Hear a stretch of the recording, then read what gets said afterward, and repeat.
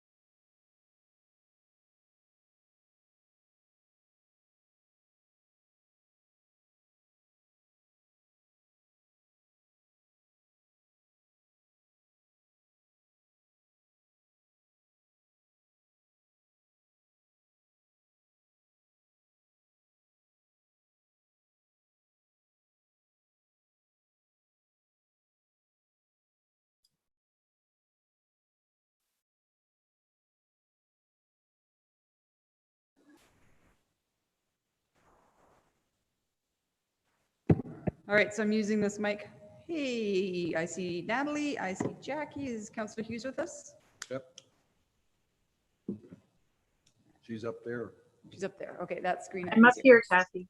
Yes, I will adjust my Zoom. How is everyone? It's me and the boys here. All the girls are at home. And just so you know, before I call the meeting to order, do I have my camera on? No, I don't. I'll turn my camera on. Ray brought us all nuts. So you guys have, you missed out on the nuts. They were awesome, but I will eat them. All right, calling this meeting to order. All individually wrapped. Yes, for Monday, March 1st, 2021, attendance at the beginning of the meeting is 100% with 4 in chambers, 4 in Zoom. You guys will register that. Perfect. Any changes to the agenda that anyone wants to make? Seeing none, can I have Councilor Mackay make a motion? Yeah, you even put the request a motion button on just to old days. That the March 1st, 2021 agenda be adopted as presented. Thank you for that. Call for the vote. So we're using Granicus? Those of us in chambers? Okay. And for those of you at home, we've got somebody training on this, so we're going to be patient and it might be a bit slow.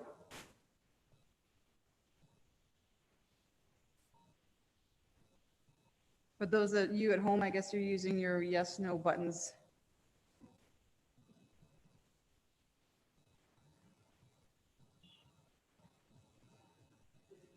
Nope.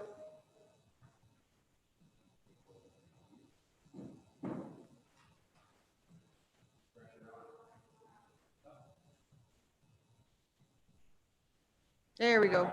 Oh, it says I voted yes. Yes, I did, but did you guys all get that? Somebody. You gave you an option? Okay. We'll figure it out. That was a good start. And just so you know, Cheryl and Tamara, I don't have the mayor's view, I don't think, because I have requests to speak requests. You know what I'm saying? Okay. All right, let's move on. So we do have 2 people registered to speak for agenda item 3, presentations, delegations, and announcements. We have the president of the St. Albert Pickleball Club speaking in support of the Active Communities Alberta proposal. Elaine McLean, are you with us? I need to get a grid view here. Elaine's not with us? Okay, I'll try calling on her again.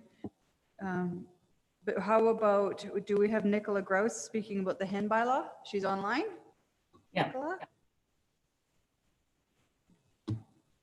Yes, I am. Can you hear me? We can, if you want, you can turn your video on, but you don't have How to. do I do that? That's what I'm looking for. Sorry. That's okay. There should be, are you on a laptop? I'm on my computer on Zoom. Yeah, there should be a button in the bottom left corner that says, it looks like a little video. It'll have a red line through it when it's not going. Just click on it and it will turn on. Oh, there it is. I don't think the host can turn it on. There we I go. am.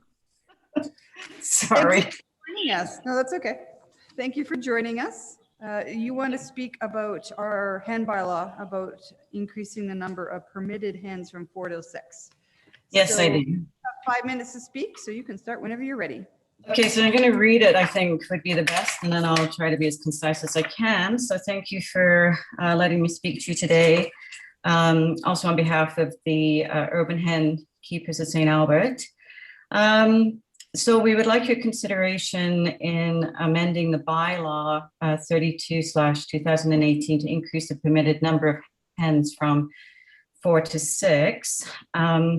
There's a few concerns that I have, mainly about 4 to 5 quick concerns. But we would also appreciate if council could consider adding a minimum number of 4 hens to the bylaw. The hens are a flock animal, so they're dependent on their flock for socialization, safety, and for keeping warm. And there is no minimum number on our bylaw. There is in the Edmonton bylaw. So just to start with, number 1 reason that we're bringing this forward, hen pecking, bullying, and rejection. So despite the diligence and dedication of St. Albert hen community, most of us have suffered the unexpected death of a hen within the first year of raising our flock. So increasing the number of hens to 6 allows a safety net of 5 and eliminates the risk of adding 1 new hen. Establishing a flock hierarchy with non-aggressive pecking is a normal part of a hen behavior, and that's where we get that term hen peck from. However, introducing only 1 hen to an established flock often results in aggressive pecking that can result in potentially life-threatening injuries or death. Hens are attracted to the color red, so once they draw blood, they often won't stop to the point of cannibalism. I did submit an email with a photograph of one of my hens that was very, very badly pecked. I don't know if you received it or not, though. Sorry, just getting back. So often the new hen is refused access to food, water, roosting, and never accepted into the flock. The new hen endures unnecessary suffering, which could be prevented if the maximum number of hens is raised to 6. This situation is very distressing, not only for us as hen owners, but particularly if the hen owner has young children. So number 2, how do you safely introduce a new hen into an established flock? So new hens require 2 to 4 weeks of isolation in a separate enclosure, and that is to minimize the risk of introducing an infected bird into your flock. And it also increases the success of them being accepted. The process is labor intensive, it can be costly, and it's restricted to the warmest seasons. An isolated hen will not survive alone during our bitterly cold winters. Isolating a single flock-dependent hen is inhumane and it's detrimental to her health. Introducing 2 hens is more successful than 1, as they rely on each other for comfort, safety, and socialization. I'd like to briefly, just quickly explain why I feel so strongly about that, is that I did lose my 9-month hen in January. I had a free autopsy done by Alberta Agriculture, and they determined that she had a very common infectious respiratory disease, which is common in small flocks.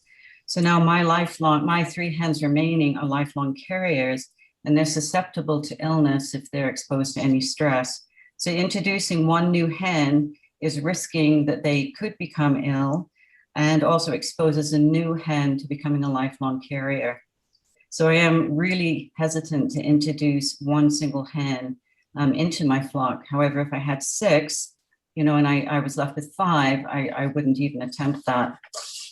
So the other concern is their warmth. So hens roost together to create body heat. So despite the fact that my coop is well insulated, ventilated, has supplemental heating that maintain the temperature between 0 and -10, the recent cold snap that we had, the 3 hens huddled together for warmth, but it was really obvious they were suffering and cold. So I didn't allow them outside. I brought water to them every 4 hours with stress vitamins, and the coop barely maintained -15. So despite those efforts, 2 of them sustained severe frostbite to their crops and wattles, and now the tips of their combs are black and they're falling off. Each hen emits the equivalent of a 10-watt light bulb. Adding 3 more hens would provide an additional 30 watts of body heat, which is equal to a 60-watt bulb in a coop with 6 hens. The extra body heat will decrease the suffering of our hens endured this winter, providing comfort and warmth. Another point people brought forward was the number of eggs that are produced by 4 hens. Each hen has a productive number of eggs in their lifetime, but that's dependent again on the stress of the environment, their access to food, fresh water, oyster shells. 5 minutes is up. I'll give you a couple more seconds to just kind of make your request. Wrap it up. Okay, I'll wrap it up real quick. So they were asking for more hens will give us more eggs. So I guess then in closing, we're just asking that we respectfully ask that you consider increasing the limit to 6 so that we can humanely raise our hens as requested by the bylaw. Great. Thank you so much. I am now going to, so our process, Nicola, is now we have a chance, anyone on council can ask you some questions. Okay. And then once that is done, we do have an opportunity to ask questions of our staff on the same thing. So I'm going to start real quick with a question for you. Yes. You obviously have hens. Yes. So do you know what the maximum limit in other municipalities in their bylaws are? I know Edmonton is a minimum of 3 and a maximum of 6. Okay. And so St. Albert just has a maximum of 4. Of 4, yes. Okay. Is that And sorry, just one more quick thing too, is that our bylaw also says we need 1 nesting box for 2 hens. You actually only need one nesting box for 4 hens, a 12 by 12 box. So we'd only need 2 boxes for 6 hens. Okay. I'm wondering if we can amend that too. That's on page 7 of our bylaw. Page 7. Councillor Jolly, Hanson, or Hughes, do you have any questions? Just unmute. Oh, go ahead, Councillor Hanson. Thank you. Thanks for the presentation and a little bit of insight into raising hens. And I guess overall, from your perspective, it's going well. I mean, it's positive, and your neighbors and etc. Do you think that they would have any issue with more hens in the backyard? Are they, I'm assuming they're quiet. They're extremely quiet. I hear my neighbor's dogs barking more than I'd ever hear my hen clucking. The only time they cluck is when they're laying an egg, and then they release this egg song. And that, you know, just to announce to everyone that they've popped out an egg, but that's literally it. They're super, super quiet. They're very social. They're out of joy. And I've got to say, a lot of my neighbors are super excited about it. I give them eggs if I have extra. Of course, I don't really have that many now, but I think it's been very successful. We want to be successful. Watching animals suffer that way is pretty horrendous because they're our pets. We're not a farm, you know. And we also want to mentor new applicants in St. Albert because it is that time, especially with COVID. We want to be sustainable, organic, you know, humanely raise our hens. And we feel that with only 4, we're not able to really be that successful. I'm afraid that people will walk away from it. Yeah, you want to set yourself up for success. Exactly. And sustainability. Yes, Okay, but well, it is you know, joyful, absolutely joyful. We love it. Oh, I'm so glad. Well, this counselor hasn't heard a peep. I guess that's kind of from anybody in regards to anything negative. And it seems to me that we're kind of going in that direction around our own food sustainability and security and all of that. Absolutely. So, yeah, so I really appreciate this, and I'll look forward to seeing what the barriers are, if there are any, from administration. Perfect. Thank you so much for letting us present. Thank you, Councillor Hanson. Councillor Watkins. Thank you, Madam Mayor. You absolutely know a lot about hens. I know, the only thing I know about hens is about eggs, basically. I'm gonna have to rely 100% on what you're telling me. So are you saying that if you don't have 6 hens, they're more likely to peck each other? No, no, not really. No, what I'm saying is because they're a flock animal, they rely on their numbers for everything, for their warmth, for their food, everything. So in this case, I lost a hen unexpectedly in January, and now I'm down to 3. So because we're only allowed 4, to introduce 1 solitary hen, that hen has very little chance of being accepted into an established flock. That hen will definitely be the lowest in the pecking order. So if I had 6, and particularly in my situation where I know I've got 3 that are carrying this potential virus that can come out anytime if they're ill, I'm really hesitant to add another hen, you know, but I could also lose 1, then I'm down to 2. So, you know, by having 6 at least, if I was to lose a hen, I would stay at 5. The only way that what they do is they would have to integrate this new hen into their flock. And that hen, particularly on its own, won't stand much of a chance. 2 of them would be even better to introduce. Did that answer your question? I think so, yeah. It's so the pecking thing though is you pecking thing for a while, but that is if you have more chickens, they're less likely to do that to each other. Is that what you're saying though? Once they establish their pecking order within a flock, typically they'll do non-aggressive pecking. You know, you always have your queen hen, and then it goes down. Even as they come out of the coop, she'll come out first, and it goes down to the lowest. Like my baby Pat is definitely lowest on a pecking order. But they, it would be introducing into that flock is when you have problems, and they can be very aggressive, and they will peck to the point of actually eating the other hen. Just pretty disgusting, but that's what they do. They are quite cannibalistic. You know, you hear the word pecking order so much, but you never really think of it in Where the it came context from, that it's yeah. actually something Mhm. actually occurred. It absolutely is. And that's very normal for them to do that, but they'll be very wary of a new hen coming in. And then the disease that your, maybe I missed you saying that, the disease that your hens have, how Yes. common is that disease? Because you're saying that this is one of the reasons why you need more hens. But if that affects like 2% of chickens, then maybe we don't really Right. need them. Well, I'm a nurse, so sorry if I come across as a little techie, but I spoke to the pathologist at Alberta Agriculture, and I also spoke to Dr. Terranger from Red Deer. And they ruled out everything that was really insidious in hens, like Newcastle's disease, Merrick's, all that was ruled out. But she had a few little lesions in her trachea, and he said that the most likely was mycoplasma. So mycoplasma can surface if they're in a coop that has high humidity. I had sand in my humidity, and when I pulled it out, it was very wet. So that could have triggered it, a bacterial growth. So that is all gone now. But unfortunately, it's almost like having a bad cold virus. It's the same type of thing in chickens. But now that she's had it, all three have it. And my youngest one is sneezing. So I'm actually going to treat her with tetracycline. And It then, won't cure it. She'll still be a carrier for life, though. These are just questions of interest. Do Yes. you have a degree in agriculture or something like that? Did you know so much about hens? No, I'm a cancer nurse.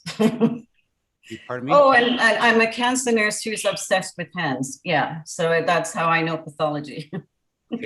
I'm sorry for my last question. It has nothing to do with it, but why do you not live on a farm? Because I you're want to. I'm trying to actually create a farm here with all my animals, but we'll see. And I'm building coops. I've decided I'm going to build coops for a living too. Okay. Okay. Thank you. Questions. Thank you, Yeah, Madam you're Mayor. so welcome. Okay, go ahead, Councillor Hughes.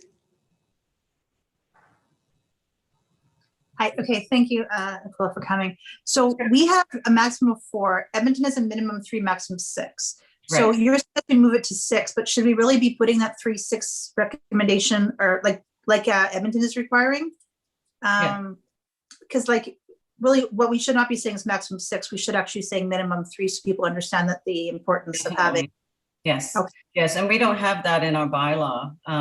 The city of Edmonton does. And I've Googled and I've looked at, the chicken chick lady and everything in terms of what defines a flock. I'd say your absolute minimum of what defines a flock is 3. But because of our climate, and they rely so heavily on the other hens for body heat in our winter, mine definitely suffered this winter. And everything was in its place. I had ventilation, the water in there, but 2 of them with the larger combs definitely have very severe frostbite, and the tips are now falling off.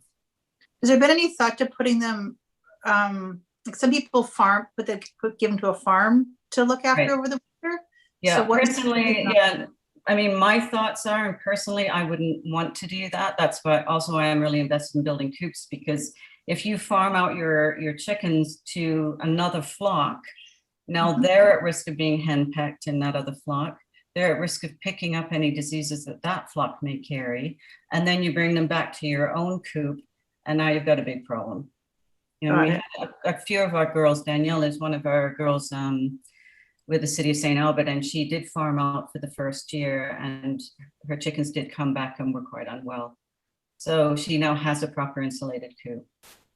Okay, and ahead of the question now, just escape my brain for a second here.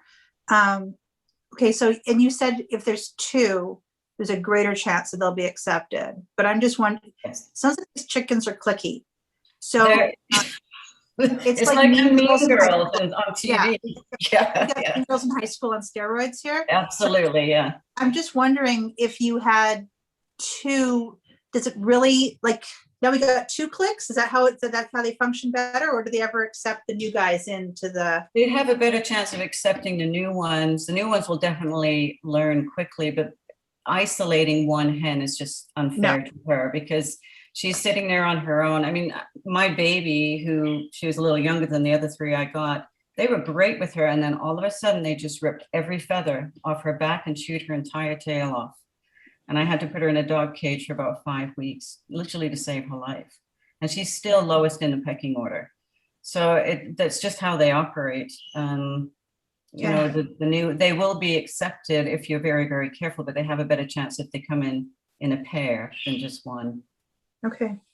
All right. Well, I don't want to be a chicken now. I'm out on that. I'll tell you, it doesn't sound good to me at all. Not only that, but everyone sees you as lunch later. Thank you. All right, Councillor Jolly has a question, but Nicola, I gotta tell you, because I've been working on the hen file, probably since the 2013 election. Wes is laughing at me. I was called the chicken counselor for a while, but it's such a small thing that we did to bring in urban chickens, just a number, but it generates the most conversation in the council. It's an absolute joy. It really is. They're so calming and just so lovely. Councillor Except Jolly, when they henpeck. You know what? I was going to ask a question, but you know what, Nicola, between you and the other hen people in St. Albert and Dr. Taryn, I think I'm covered. Awesome. Thank you. Yeah. She's one more last question, Nicola. Is there a bit of an informal connection between those that in St. Albert that do have chickens, like with you and Danielle? Like, do you guys have a Facebook group, or do you talk? Yeah, we're actually the Alberta hen community in general is very, very connected. But on Facebook, there's the St. Albert hen community, then there's the River City chicken group, and you know, there's the Alberta hen and chick. So there's a big community, and everybody's very, very supportive to one another. So it's important to mentor and you know, try to be as successful as we possibly can, because this is a wonderful opportunity. All right, so we are gonna now, I don't see any more questions from council, so stick on the line, Nicola, and listen, because we're gonna, already Councillor Mackay said he's got a question for our staff, but I just have to share a story. I've already shared it with some today, but I watch Global News every morning, and they have at like 10 to 8 every day, they have the 4 Good Minutes. So today on the 4 Good Minutes, they had this young toddler tobogganing with his chicken. Yeah, they're just awesome. Pets and social creatures, but the chicken was right on the toboggan going down the hill. It was very cute. And they really are. They're really such a joy. They are. All right, let's move on to, before I go away from presentations, is Eileen on the line? From the pickleball? Okay, all right, we're gonna move on from presentations and go to business arising. So Councillor Mackay, you've already asked, so go ahead. Just a question of administration. If we amend our bylaw and put in minimums 3 to a maximum of 6, so I'm assuming that's the correct maximum and minimum, and I would imagine we would have to do a little bit more research on that. For those if you already had a license to operate a chicken coop and had already gone through the process of contacting your neighbors and the like, would you automatically have to renew that, or just because you have an existing chicken license, would you be able to move from 3 to 6? I love that we have 3 staff members popped on to answer chicken questions. Who's going to answer this one? I guess I can start, and then maybe I'll send it over to Tracy, because she is the hen expert in the planning department. Councillor Mackay, to your question, I think we would want to do a little bit more research regarding we'd have to relook at how we would facilitate a change and then provide the update. It might, it would be something that we would ask council for direction. Would we want to just do this through a letter, or would we get people to resubmit their license? The concern with having a number of chickens, when we looked at it, was we were concerned about possible death of a chicken and flocks, and then you end up with people having 1 chicken or 2 chickens. And then, so if you had a minimum, so that's why we put 1, so that they wouldn't be in contravention of the bylaw. So you needed to have 3 to 6. Well, if you had 3 chickens and 1 dies, then technically the person's not conforming with the bylaw until they get a new chicken or such things. So I think we would want to do a little bit more research, go back to, we did speak with a lot of experts on hen raising, and go back to them and get a bit more input on this subject. Tracy, do you have anything to add? We might well, the application process was quite heavy. They have to notify neighbors, they have to get a land title, they have to complete a course, that sort of thing. So we will revisit the application process, but we might consider grandfathering that as well, or just informing neighbors that there's an increase of or a maximum of 6 now. There's a follow-up question, and in our research, when we looked at, would we have to change? I know the presenter said that the actual, I'm sorry, Nicola, I forgot the name of the actual where the hens lay their eggs, but their nest box. Nest box. Thank you very much. Would we need to change the size of the actual coop itself if you have 6? Well, they need 4 square foot per hen inside the coop and 10 square foot per hen outside the coop. So even with the coop that I'm building it for 6 hens. So that'll give you some extra room. For me, my coop is sitting around that 24 square feet, but I probably wouldn't ever max out at 6. I probably just keep it around 5, because then you've got another problem if there's overcrowding and bullying and they're competing for food, and they just get on top of each other that way. But for 6, you would need 24 square feet of inside space and 60 square feet of outdoor space.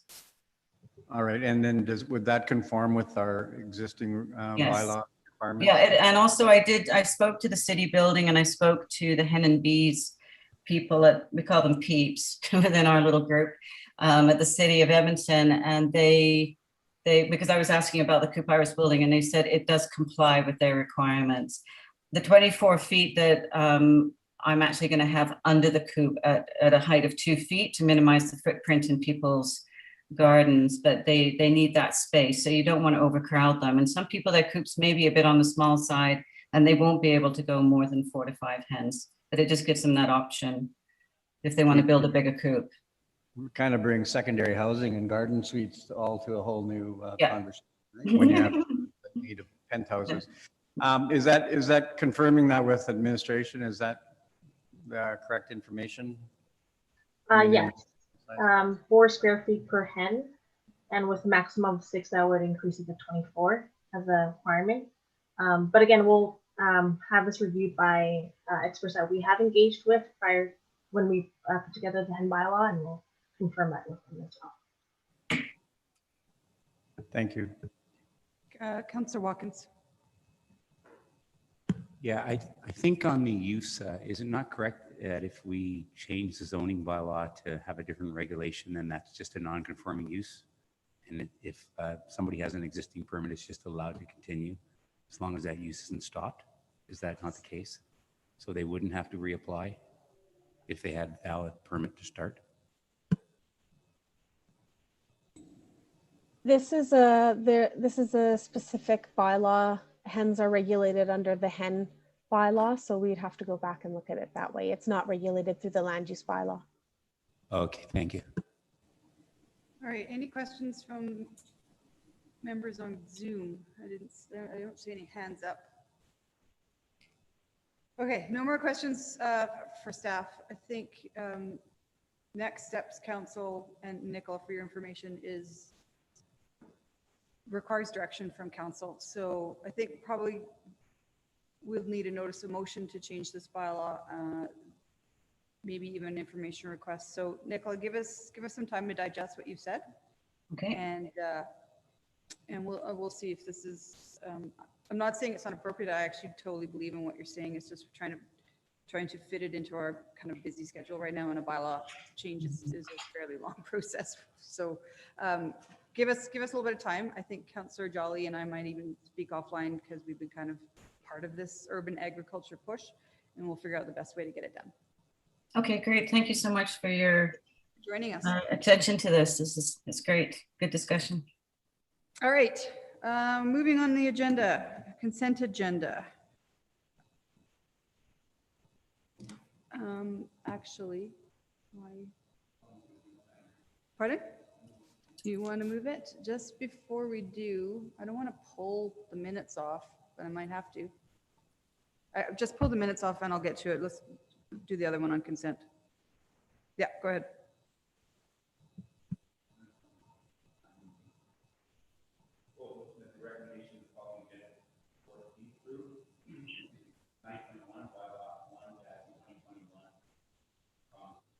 We can't hear Councillor Watkins here. I don't know if we need to. Okay, sorry. I thought it was on. It was not. Okay. That the recommendations in the following agenda report be approved. 9.1, bylaw 1-2021, 2-2021, and 3-2021, Range Road 260 MDP, renaming and ASP amendment, first reading.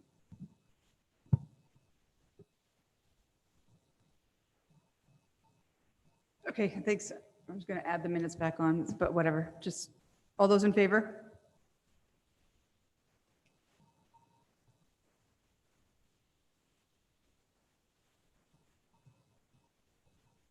That motion passes. The only reason I pulled off the minutes, if you go to page 18 of 258 on our agenda package, it's the in-camera portion. The 17.2 IAC briefing, and then it's followed with the following statement. It says the following items were not dealt with. So it almost appears like we dealt with the IAC because it's ahead of that statement. It's minor. But you separated out one and didn't. Do you see what I'm saying? Okay. I actually do read the minutes and it doesn't make sense. So I don't know if you want to just move that statement that says the following were not dealt with up to the top, and then we can approve it as amended, or do you want to bring it back? We can make the change. Did you want us to bring it back later in the, meeting when we've made the change and give it to you to have the minutes in front of you for approval? No, we can just approve it right now as amended. As amended? Okay. Okay. Thanks. Can I get you to make that, Councilor Mackay? Okay.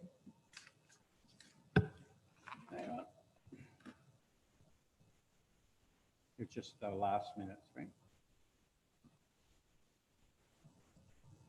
And I'm sorry, Cheryl, I should have brought that up earlier today. We just have the one matter of the minutes, right? Didn't we? Pardon? I'm just saying that in relation, it's just saying the regular council meeting. Go to page 6. Yeah. Yeah, read it as That it. regular council meeting minutes of February 16th, 2021 be approved as amended. Thank you. All right, all those in favor?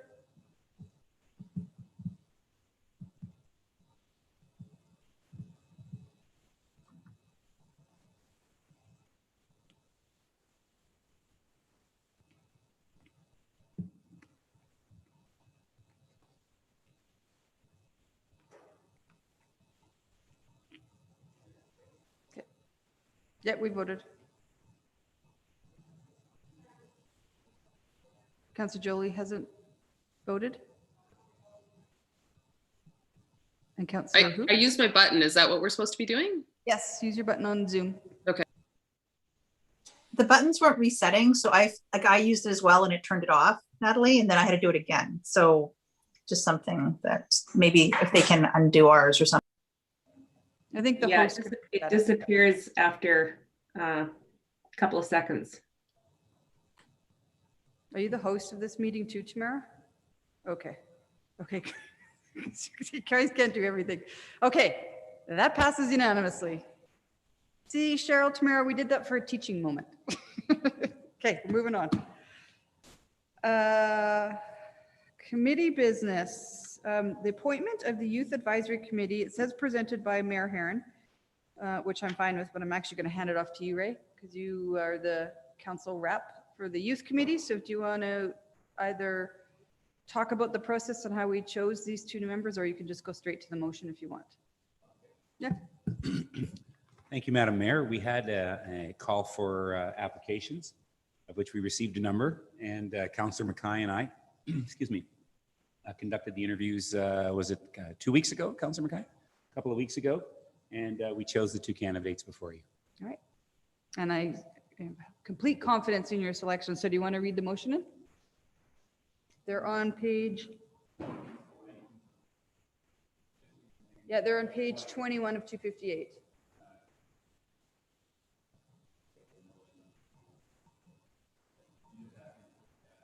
Just insert those names into the motion. Yep, that's good. We can wait. You guys have it ready, right? Is it in the chat? Oh, but Ray's not logged into the Zoom meeting. Okay. Okay, thank you, Madam Mayor. That Julia Baniak and Makur Okiai be appointed as members of the City of St. Albert Youth Advisory Committee for terms ending December 31st, 2021. And I'm sorry if I mispronounced your name. It's okay. We try. All right. Any opening comments on that? Madam Mayor, we're very happy to have these two young individuals join the youth committee. Councillor Mackay and I, like I said, interviewed them, and amongst other applicants, and we were happy with all the applicants we received. But it just shows another example that we have a lot of bright young people in St. Albert, and we're really looking forward to working with them on the committee, as are the other members of the committee. Thank you for that. Anyone else have comments? Just a quick, that it was actually the first time I was involved with, where we actually had the chairperson of the committee also participate. Yeah, so right. that was a nice change. So, and totally brought value to the process. So. Yeah, that's a good thing to mention. Sorry about that. We should mention the chair, Matt, was there, and he was also part of the interview process. Yeah, that's maybe a consideration for future interviews. I think I forgot because Ken and I were sitting there and Matt was online too, like the applicant. All right, call it for the vote.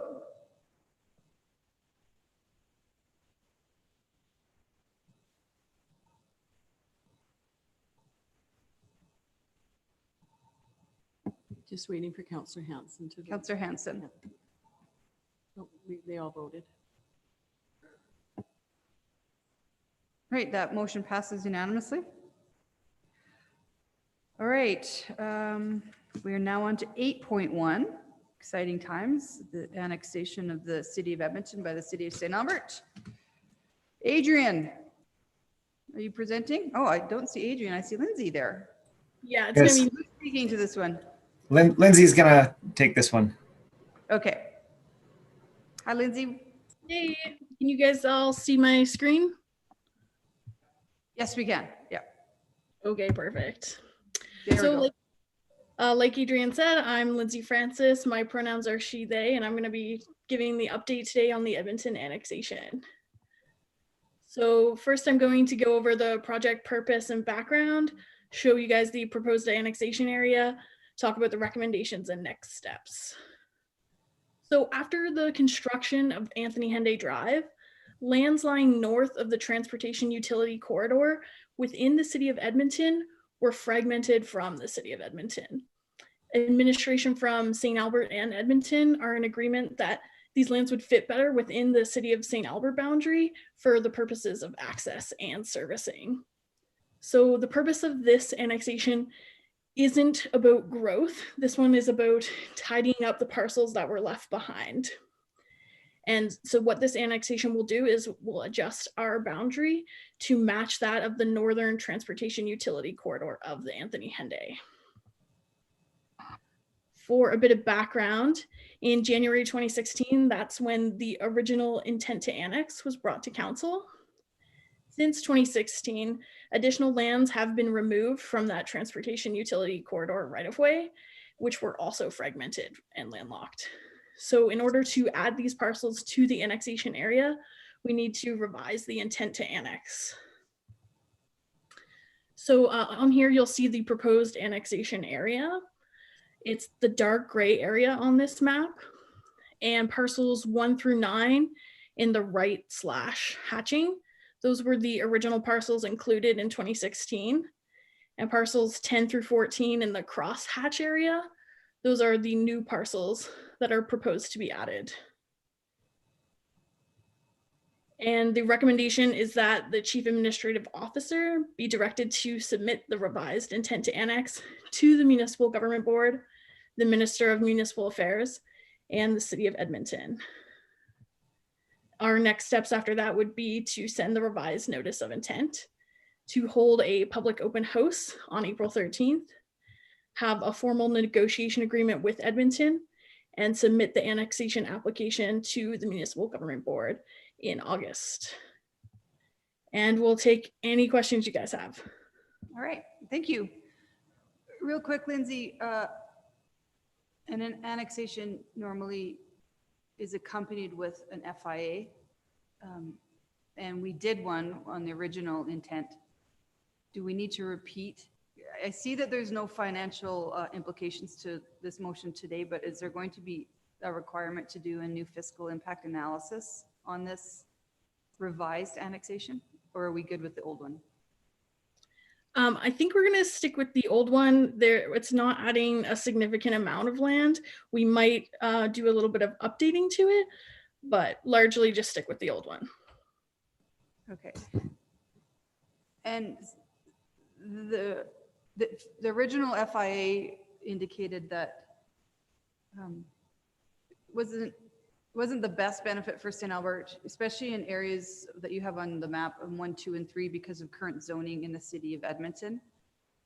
Has that changed at all? The zoning in the city of Edmonton is the same right now. There is one of the parcels is proposed to be rezoned to industrial, and that one is what we would see it being used as if it came part of St. Albert. And the areas 6, 7, 9, 10, I guess, on the map, do they have any current zoning? Does Edmonton have a preferred use for those lands? They do have zoning. I'm not sure what it is off the top of my head, but I think it is mostly agricultural. Yeah, the one that they have 3 there has permits for RV, an RV lot. But I believe the rest of it is zoned as agricultural right now. But I'd have to double check that. This becomes part of St. Albert, and I'll say when, not if. We can then take the zoning and make it fit our needs. Is that correct? Yeah, we would incorporate this area. Even more beneficial. Yeah, we would add it to the South Real area structure plan and probably have similar zoning to the south part of that ASP, which is CIS zoning. Okay, and one last question, sorry, the RV park permit, when does it expire? It's been extended a few times actually, so I'm not sure the exact date, but it has been extended a couple of times. Okay, I didn't know that. All right, Councillor Mackay's question, then I might have another. Go ahead. You've asked some of my questions, thanks for that. Just a question in relation to you've identified 10, 11, 14, or pardon me, 10, 11, 12, 14 in the cross-hatched area. Is 13 also included in that as well? Yeah, 10 through 14, sorry. So that 13 is just this little, on my map that I'm looking on page 25, it's just this little sliver of, and was that included in the original, or is that part of this new amended one? That's part of the new amended. It wasn't in the original, but it is owned by the same landowner that owns number 3.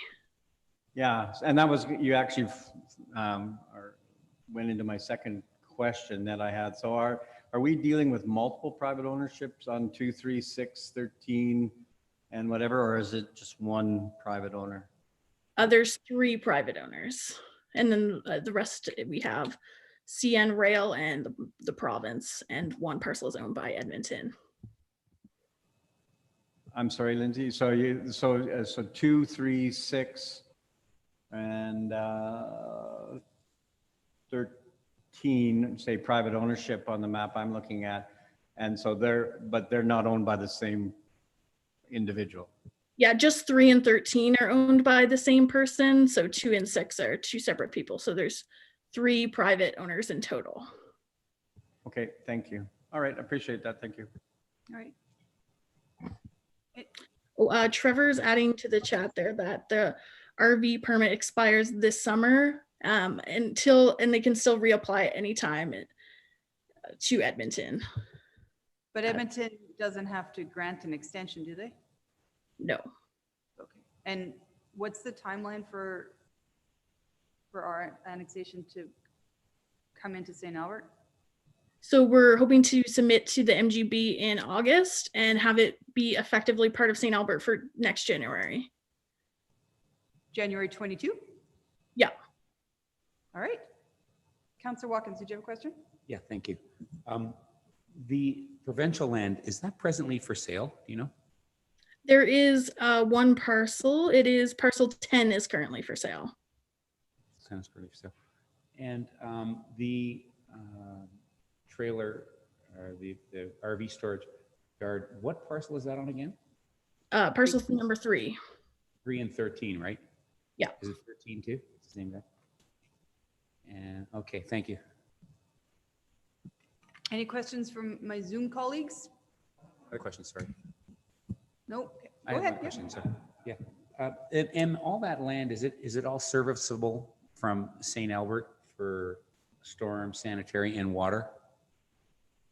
Yeah, so we would service that once it became part of St. Albert. So it's all presently serviceable from the city. There's capacity to service all those lands. Yes. Okay, thank you. Awesome. Good question. All right, I need a motion. Do you want to make a motion? Councillor Broadhead? Either one of you? I don't care. Okay. You don't want me? You want to? Okay, I'll make the recommendation and motion that the chief executive officer be directed to submit a revised intent to annex to the Municipal Government Board, Minister of Municipal Affairs, and City of Edmonton. All right, I'll accept that motion. Councillor Watkins, go ahead. Yes, Madam Mayor, this is really just a housekeeping situation where when the, like probably in the 80s or the 70s, when the province bought all the land to build the provincial ring road and the transportation utility corridor, they bought more land than was necessary. And their plan was always to dispose of all that land once the Henday was completed and all the most of the utilities were in there. And that has now happened, so they're in the position of doing that. And as a result, some of those parcels were left on the other side of the Henday, still within the city of Edmonton. So really, this is just a housekeeping issue where if land is in another municipality, you can't service it from another municipality. So if this land remained in the city of Edmonton on the St. Albert side of the Henday, you would have to service it from the city of Edmonton, which would basically mean dragging all the utilities under the Henday, which makes it almost ridiculously impossible. So it's just really a real natural and a rational thing to do. So I think we should all support it. All right. Anyone else want to comment? I'm going to just chime in, Councillor Watkins. I did a quick scan just now looking at the agenda package. I can't see the total area that in hectares that this covers, but it's significant. And if you actually look at the map on page 25 of our agenda package, that land is, if it becomes industrial, even commercial, it's got great transportation corridors. It's got great visibility from the Henday, and with the rapidly reducing number of hectares in St. Albert for industrial land, we need to add this kind of stuff to our base, and this is a simple way to do it. And it sounds like Edmonton's very agreeable to this. So this is a win for us. This is huge. Yeah. Councillor Watkins, close. Yeah, I have to agree 100%. I should have mentioned that too. Right? Yeah, it's great land for industrial, commercial. Like you say, the visibility is excellent and access to the Henday and eventually Highway 16 is almost immediate. So it is really a win-win for the city of St. Albert to pick this land up. And hopefully somebody buys the rest of it from the province and does something with it, because the province is, like I say, the province has it up for sale. So if somebody buys it from the province and comes forward with a development on there, it'll just be that much better for St. Albert. All right, call for the vote.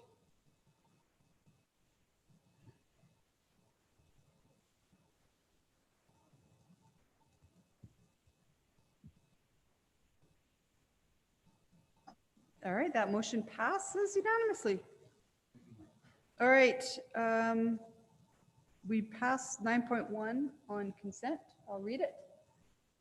The recommendation was number 1, that bylaw 1, 2021 being amendment 21 to the Municipal Development Plan 15, 2007 be read a first time, and that the public hearing on bylaw 1/2020 be scheduled for April 6, 2021. Number 2, that the area structure plan, these are the these are the motions that amend the area structure plan. Number 1, that bylaw 2, 2021, being amendment 2 to rename Range Road 260 area structure plan 23, 2014 be read a first time, and that the public hearing on bylaw 2, 2021 be scheduled for April 6, 2021. And that bylaw 3, 2021 being amendment 3 to the Range Road 260 area structure plan 23, 2014 be read a first time, and that the public hearing for bylaw 3, 2021 be scheduled for April 6. So we'll get those in the paper, and we'll have a public hearing on a new area structure plan and a new name for that piece of land for April 6th. All right. As far as I know, we have no emergent items. Mr. Scoble, are you aware of any emergent items? No, I do not. All right, moving on. We had the Q4 report on our previous agenda February 15th or 16th or whatever day that was, but we ran late, so we have moved it to today. We've got plenty of time, Mr. Scoble, and I know you have a 45-minute presentation for us that will be riveting in your ever so exciting voice. Go ahead. I don't know that's with that introduction. I'm not sure it'll be 45. Everyone's laughing at me. I'm sorry. Talked about me being a low talker with another member of administration today. So, everybody see my screen? Good. Okay.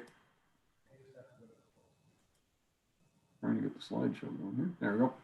All right. So good afternoon, Madam Mayor and Council. So I'm here to present the Quarter 4 2020. I need to get a little closer to the mic, Mr. Scoble. We're having a hard time. Just bear with me. I was going to put my headphone on today. Just hang on 1 second here. That might be better. Yeah.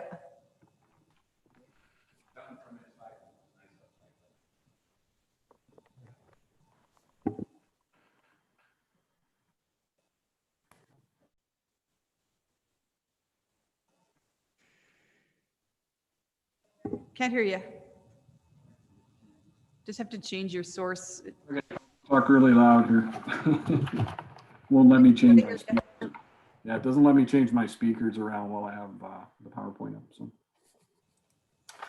all right. So this report is administration's main mechanism of reporting to council and the community about the city's strategic plan. The following slides review the status of each initiative within the corporate business plan that falls under a council priority and progress made for the period of October 1st to December 31st, 2020. But at the same time, as I usually do, I will talk in real time where it's appropriate. So as a result of the ongoing COVID-19 pandemic, the City of St. Albert has had to adjust and adapt its operations, services, and programs to accommodate this new reality. The corporate business plan was developed prior to the pandemic in response to the economic downturn. While the pandemic in some respects impacted planned activities, in other instances, it increased the need for or enabled or accelerated other activities already planned, or through the flexibility of overarching objective of the activity allowed for changes in direction or new strategy while still meeting the original intent. So our presentation begins with an update on the corporate business plan activities supporting council's strategic plan, and then I'll provide financial results for the fourth quarter. In terms of trending the status of projects, we are using the following statuses: on track, at risk. To provide some clarity, this means that this initiative is experiencing some delays, but progress is still being made. Off track refers to initiatives that are experiencing challenges and of course not yet started and completed. As well, standalone projects or earlier phases of initiatives completed in prior years are not included in this status report, but are available in the overall corporate business plan. So in terms of council's first priority of the growth policy framework, in terms of the municipal development plan, we reached a significant milestone in the new MDP project. Another round of public engagement, council providing first reading for the MDP implementation bylaw, and the plan was submitted to the EMRB for approval. So we are awaiting formal approval from the EMRB, which is expected very shortly. And second and third readings and a public hearing have been scheduled for March 15th. The City of St. Albert annexation with Sturgeon County. The application uncontested by Sturgeon County was submitted to the Municipal Government Board on December 23rd. The MGB has noted receipt of the application, and we expect to hear of the hearing date shortly. We're anticipating at this point, based on what we've heard, for the third week of April is when that hearing is tentatively scheduled. Of course, we just talked about the City of St. Albert annexation of City of Edmonton land. So again, as planning and development indicated, we're working towards submitting to the MGB in the fall of this year. In terms of capturing emergent growth opportunities, from one perspective, this initiative was actually completed before the plan was finalized with the announcement of the U-Line facility, the largest non-residential property announcement in St. Albert to date, thanks to some very hard work and initiative by the Planning and Development Department. The emergent Range Road 260 land deal and servicing was another emergent growth opportunity from the pandemic that was capitalized on, with the reward being a $5 million contribution from the municipal stimulus program from the province. External funding of this magnitude was not originally anticipated in the original project timelines. So overall, I think the scope of this initiative rapidly evolved over the year from what was planned and has taken more of a regional and sub-regional focus that contributes to sustaining growth in St. Albert, either directly or indirectly as well, with initiatives like the EMRB Shared Investment Shared Benefits, Edmonton Global Work, or the Villeneuve Landing Network. Going forward, we'll be tweaking this initiative to better reflect the new directions possible since the pandemic emerged and anticipating the changed environment post-pandemic, which of course was not contemplated at the time of this plan development. Then finally, enhance and maintain St. Albert as the region's preferred community. This was an initiative with a later planned start date, and in some respects, it also dovetails with the emergent growth opportunity initiative just discussed. So preliminary discussions have occurred internally with departments to identify barriers and opportunities, and consultation is now being planned with external partners and stakeholders as well. In terms of Council's second priority, economic development, of course, in terms of various structure plans, there were a number of amendments were brought forward for Council's decision in 2020, including applications from Midtown, Boudreau, Strata, and Genstar.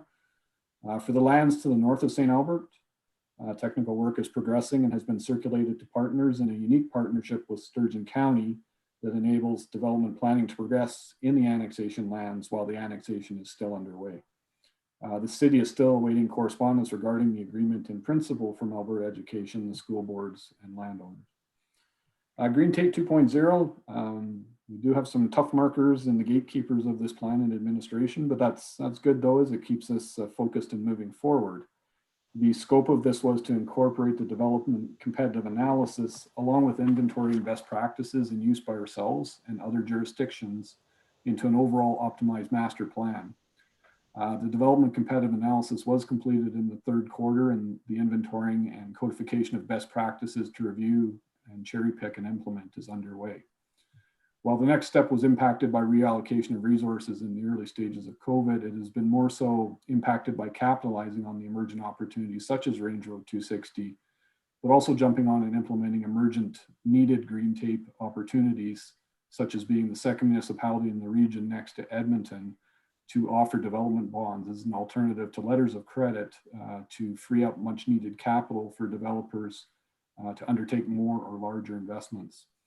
So much of the improvement work is also underway. We just need to capture and codify it. And there has also been new green tape necessitated by the pandemic that we likewise need to codify and continue post-pandemic.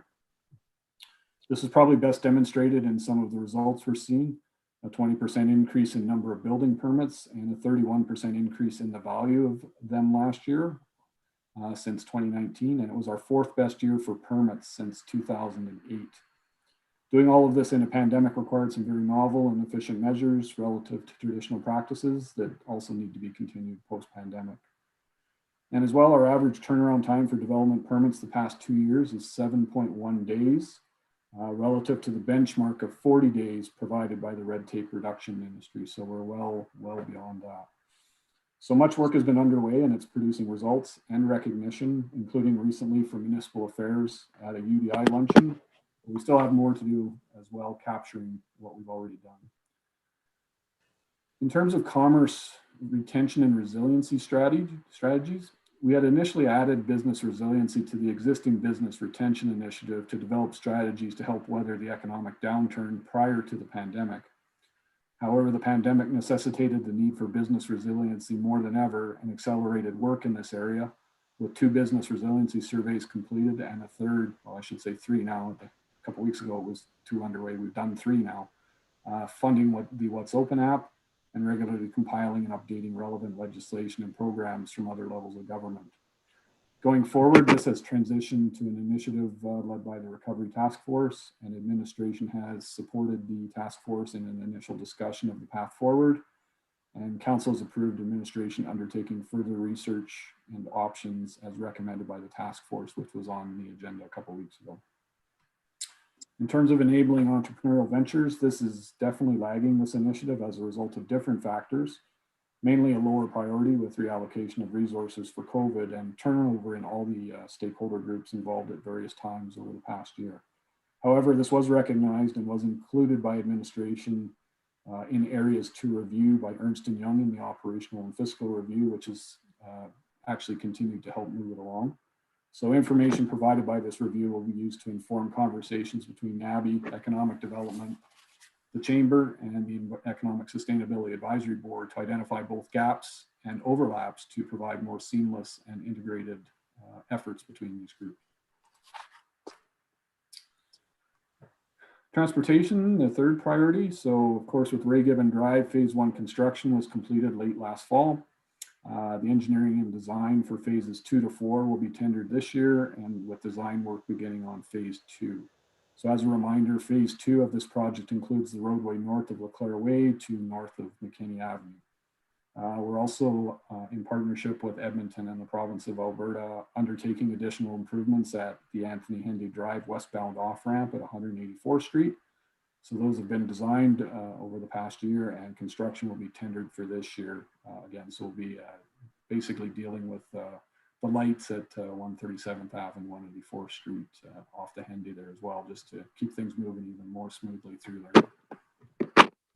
In terms of the intelligent transportation system, the St. Albert Trail Corridor integration of signal performance measures has been completed.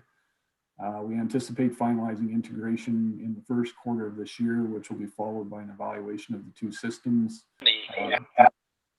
The other system being on Boudreau and Belrose there, or sorry, Boudreau. And our final technology recommendations will be coming forward. In terms of the arterial network improvements, the North St. Albert Trail phase 1 construction was started last year. There were some delays due to field design changes and a COVID and a late start associated with COVID, but overall, the improvements are expected to still be completed on schedule by 2024. So next year we'll be getting out Coal Mine Road and continuing to work north and years after that. The Fowler Way alignment has been finalized along with the functional alignment for Neil Ross Road and the intersection design of Boudreau Road at Belrose Drive, which I don't think I mentioned here, but that is a project we've also received money from the province for to undertake some construction work this year. Regional Transit Services Commission was finalized in December, and it received the ministerial order. So now it's going into operationalization, which we will be supporting, but not as great a role as we have in past years. Of course, the Naki Transit Facility is now complete. The substantial completion certificate was issued in early December, and the facility is operational. In terms of the local transit service restructure, the pilot project continues with stakeholder consultations, including operators, customers, and dispatch, and compiling of statistics. Of course, it's had some setbacks with data collection due to the low ridership during the pandemic, and when the full system is back online, we'll be capturing any remaining data that we need. The Transportation Safety Plan, of course, the major component of this work in the past year was the proposed amendments to the traffic bylaw, which went before council 2 weeks ago, and construction of traffic calming and safe journeys to school programs planned for 2020 were completed. And then the 2019 collision network screening and reporting are in progress at the moment. In terms of the Transportation Master Plan, the active accommodation priority sites for 2020 were completed for new sidewalks, and the design of the next priority sites was completed and is going to be tendered in June of this year. Council strategic priority number 4 is infrastructure investment. So there's a lot of work in this over the last year. So the first objective or activity is securing ownership of the Range Road 260 lands. So the city has been engaged in land transfer negotiations with the landowner, and a draft memorandum of the agreement is 95% complete. Once fully complete, it will come to council for its consideration to approve. We continue to work on the Fire Hall 4 lands. We've engaged with potential landowners to identify future lands for this project. We are doing a phase 1 environmental site assessment. Actually, that's been completed. We're doing some supplementary geotechnical at the moment for the preferred site. And similarly, this transaction will come to council to consider approving once tentative terms are reached between the parties. So we do expect that before the summer recess. Asset management. So the maturity improvement program meetings continued with project plans and timelines being set. Work will continue on both projects in 2021. These are long-term but needed initiatives, perhaps some of the most important, if not the most important, as we optimize our RMR plans, recognizing, of course, there are threats to its long-term sustainability. Given there is a longer window to implement this initiative, and the resources required are the same resources needed for the development bond initiative and Range Road 260 right-of-way servicing and the offsite levies bylaw work we've been doing. The resources were mainly focused on these emergent items throughout the year, but we continue to make progress on this one. In terms of utility service business and operating models, in the 4th quarter, a project team has been established and work has begun on this project, and it was discussed with council at its strategic retreat. In terms of investing in long-term revenue generating infrastructure, the solar project is on track for the scope approved by council and will be coming back to council in the spring. Housing and social well-being. So the municipal development plan sets out the directions for where intensification is recommended and has identified opportunities for new land use districts that could enable mixed use opportunities within some mature neighborhoods for revitalization. The housing affordability and accessibility options initiative was completed in the 4th quarter. And to address actions for housing diversity, council approved a new residential front back district and amendments to incorporate 0 lot line residential developments in the land use bylaw. And mixed use and mixed income development are being implemented through the expression of interest for a downtown property. Further work was undertaken on a land strategy for housing through research for potential sites for the youth transitional housing model under the Rapid Housing Initiative. Of course, we did not proceed with that at this time. And of course, administration is working to realize affordable housing on city-owned land as directed by council and is currently in negotiations with a potential partner after a successful expression of interest process. And finally, for integrated and coordinated network on social services, this project moved forward in Q4 and work will continue with input from the social sector and the strategy and mobilization committee throughout 2021.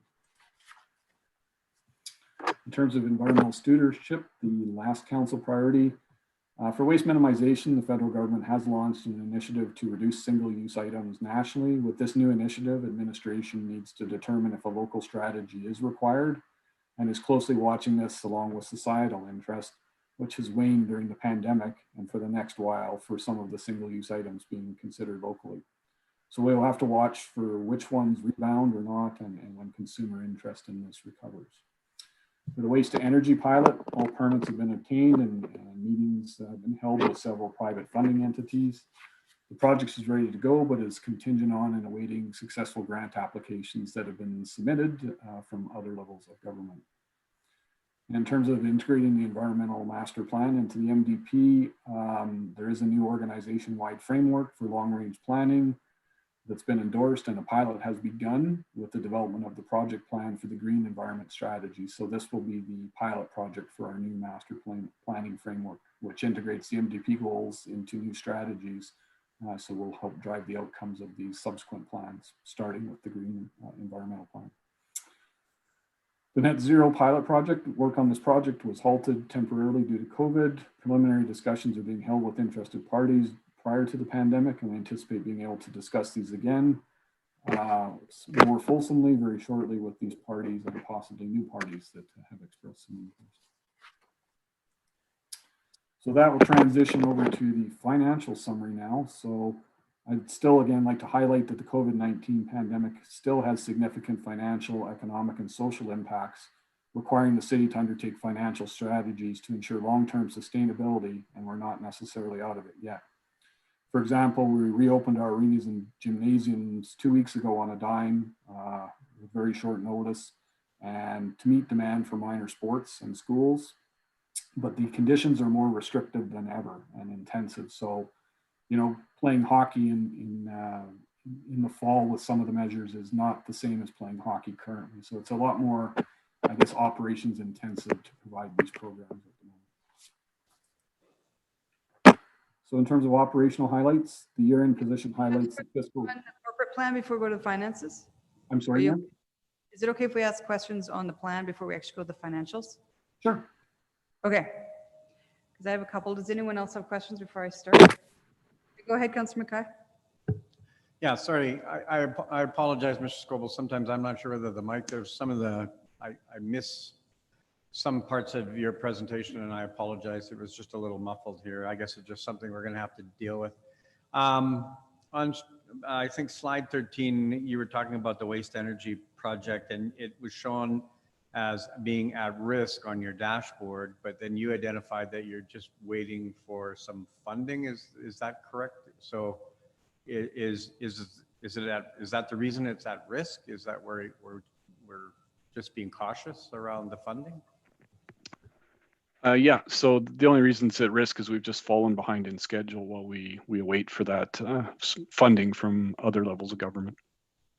All right, I just wanted to make sure we were clear that the actual project. Yeah, everything else is ready to go. We have the agreements done, you know, everything's ready to go. It's just contingent on receiving that funding. All right, thank you. I appreciate that. I just needed clarification. You're just a little muffled. So further to that, Mr. Scoble, the funding is supposed to come from the FCM Green Municipal. I can't yes. remember. It's a grant, right? Yeah, the exact name of it I can't recall either, but it's basically the FCM environmental grants. So does that grant, is there like a specific intake period and then an announcement of a bunch of grants, or is it like an ongoing application and approval throughout the whole year? Like, so I'm waiting for a date. I'm not sure, but I'll ask Kate to maybe comment on that because she's been doing most of the work on it. Is Kate with us? Yep. Oh, there she is. Yep. Kate, do you know if that's an ongoing thing or is there like a specific intake and announcement date?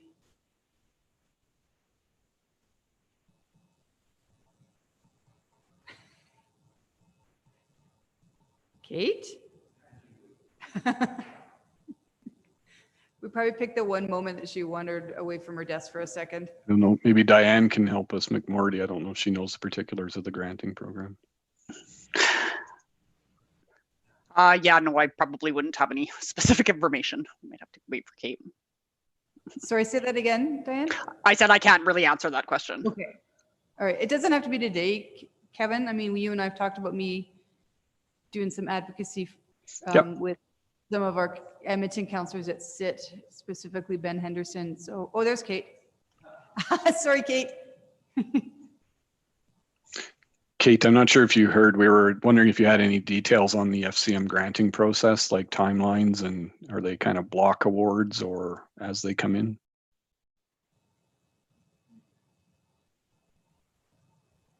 Sorry, my apologies.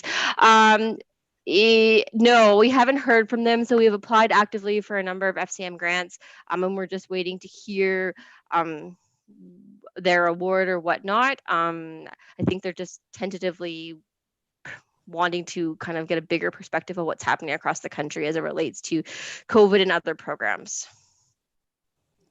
Okay, so is it, the question I had was, like, our grants, like say for community events or stuff, we take an intake period, then we announce them all at once. Is this Green Municipal Fund grant from FCM like an ongoing thing all year long that you can apply at any time and they announce at any time?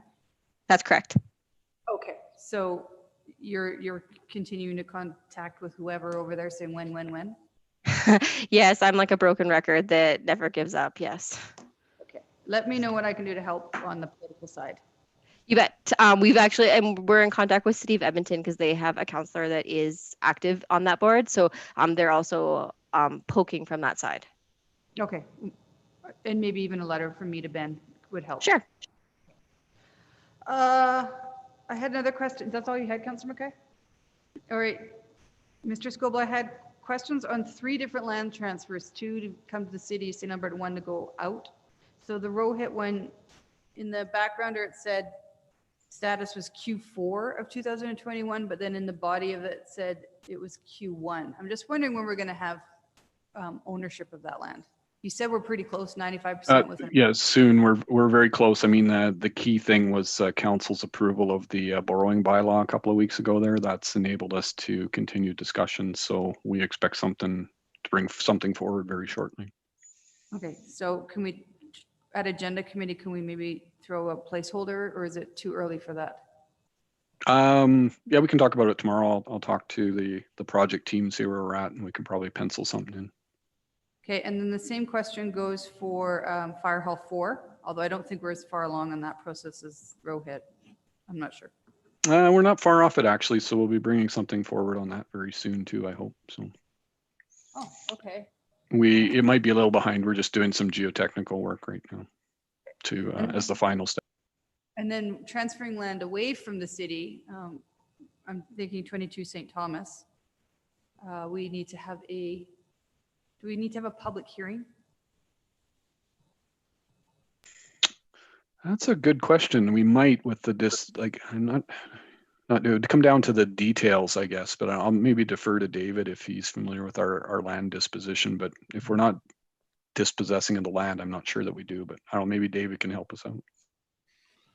I see you shaking the your head. way the transaction is sort of unfolding right now, and I don't want to say more because we're still in negotiations, it would probably not require a public hearing, but it probably would require public notice. Public minutes? No, public notice. Notice, okay. And do we have a timeline on that? I mean, we've been working on this. When did you make the motion, Councillor Watkins? 2 years ago? Yeah, I'm just wondering if we have a timeline. Yeah. So we are looking at bringing forward the negotiations on the land agreement probably within the next 2 months, and that would be both for. Okay, sorry. No, so we're looking at probably coming forward within the next couple of months.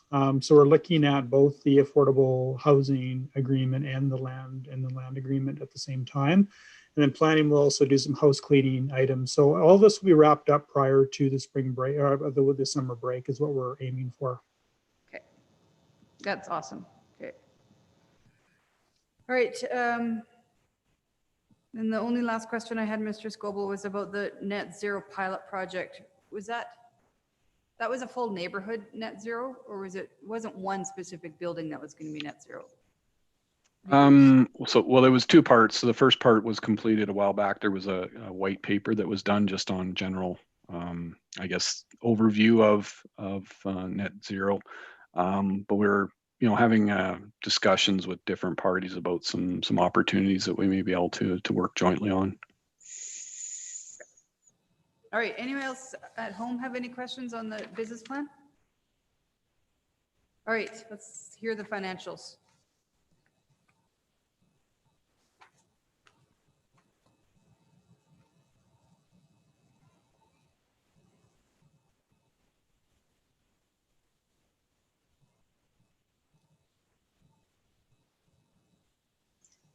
All right, so we'll just get going here again. All right. So the year-end position highlights that fiscal responsibility was a key priority for the city's response to the pandemic. The $10.3 million surplus includes approximately $7.5 million the city received from the province of Alberta through the Municipal Operating Support Transfer Grant Program.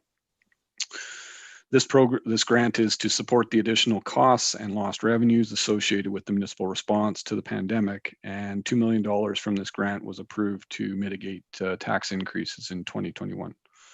The remaining $2.8 million is the result of salary and contract savings generated through prudent financial and operational decisions in 2020, which can be directed towards reserves to enable gradual recovery in 2021 and beyond. This is in line with the $2.6 million forecasted surplus communicated at the end of the third quarter.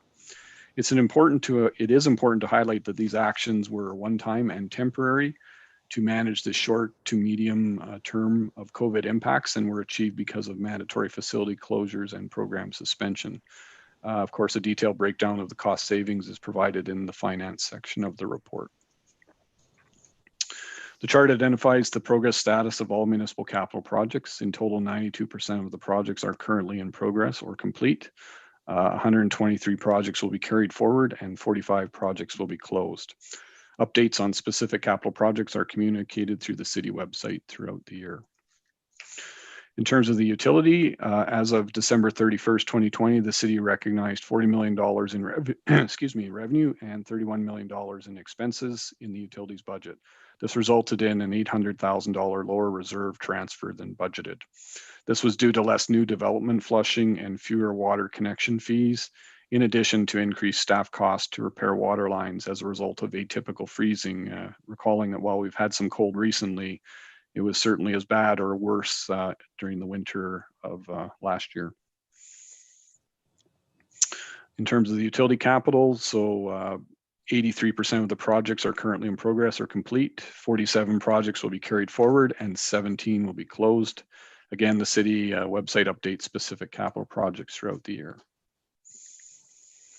So in summary, over the year, the city has taken measured and disciplined action to control spending and minimize the negative financial impacts of the pandemic. The city was also able to bring its projected $14.4 million deficit for 2020 into a surplus position. And as we expect the pandemic to continue presenting financial challenges for at least the next several years, this surplus will aid in future financial recovery. And then just to close out, administration recommends that council receive this Q4 quarterly report as information. Thank you. Thank you. Are we past the date on the calendar that if we get a significant amount of snowfall, we will clear the streets? I'm keeping my fingers crossed. It's March 7th, so I don't know. I don't know if they've measured the snowpack from the stuff we've had recently, but we're close. No, yesterday. Yeah. Yeah, no, I think they're out checking it today, but hopefully we can hold off till March 7th here. No, that would help with our expense side of the things. All right, any questions on the finance? Councillor Mackay. Just a quick one, and it goes to emergency services and some of the impacts that we've seen. First of all, I want to say thank you, congratulations in relation to the revenue and all the work that you've done on this in administration as well. But I mean, some of the concerns, you know, and I think it's worthwhile pointing out in public around the revenue is that, you know, emergency services were just over $2 million or $2 million lower than budgeted. And I'm wondering, a large portion of that is a decrease in the number of fines that we were able to I guess a decrease in the number of fines collected, I guess is the term I'm trying to come up with. But I mean, there's also the other 1.1, and I've asked this before in relation to the contract rate adjustment, the RCMP, in anticipation that there's potentially going to be a kind of a contract negotiation that's going to come in. Have we heard anything more in relation to that, in relation to the ability or where we are in contract negotiations with the RCMP federally? I'm just worried that 1.1 isn't going to cover it for our 70 members.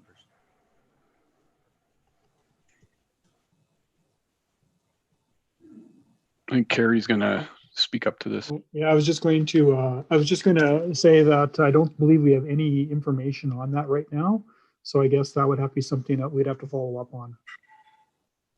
So is that just something where that we've had that in there and it's part of the reserve? Am I correct in relation to that? And so we just keep that number and it just keeps moving, kind of turning over each year? Yes, that is correct. That's my understanding. Diane can correct me if I'm wrong. Yeah, no, that's correct. We've been continuing to sort of add to that pot annually, knowing that contract settlement will go back several years once it finally is approved. So we've been setting aside funds every year to help cover that. Yeah, I just wanted to bring attention to the fact that, I mean, the phenomenal work that administration did in relation to maintaining services throughout the pandemic with declining revenue, not only in, things that we obviously are all aware of with closure of facilities and the maintaining of bus services, but there's also other impacts that maybe not quite as noticeable to the public, but certainly are on the bottom line of an organization. So I'm just bringing it forward for just that information. That's a good question. I read an article recently about municipalities having so much money in reserves.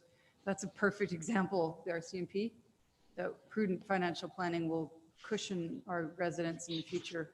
So I get angry when I hear that we have too much reserves. Go ahead, Councillor Broadhead. Thank you, Madam Mayor, and yeah, great points.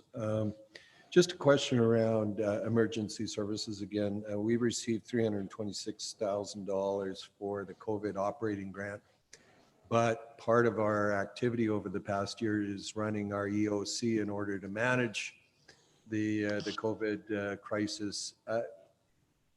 Did it cover the cost, or is this the citizens of St. Albert actually having to foot some of the bill for our emergency response over this time as well? Diane, are you able to help us with that? Yeah, so I'm sorry, I'm just trying to kind of wrap the question in my head. So certainly the most funding, we were able to utilize that funding towards all of our additional EOC costs, and all the, the staffing and resources that were put in from that perspective was qualified for us to use the most funding for.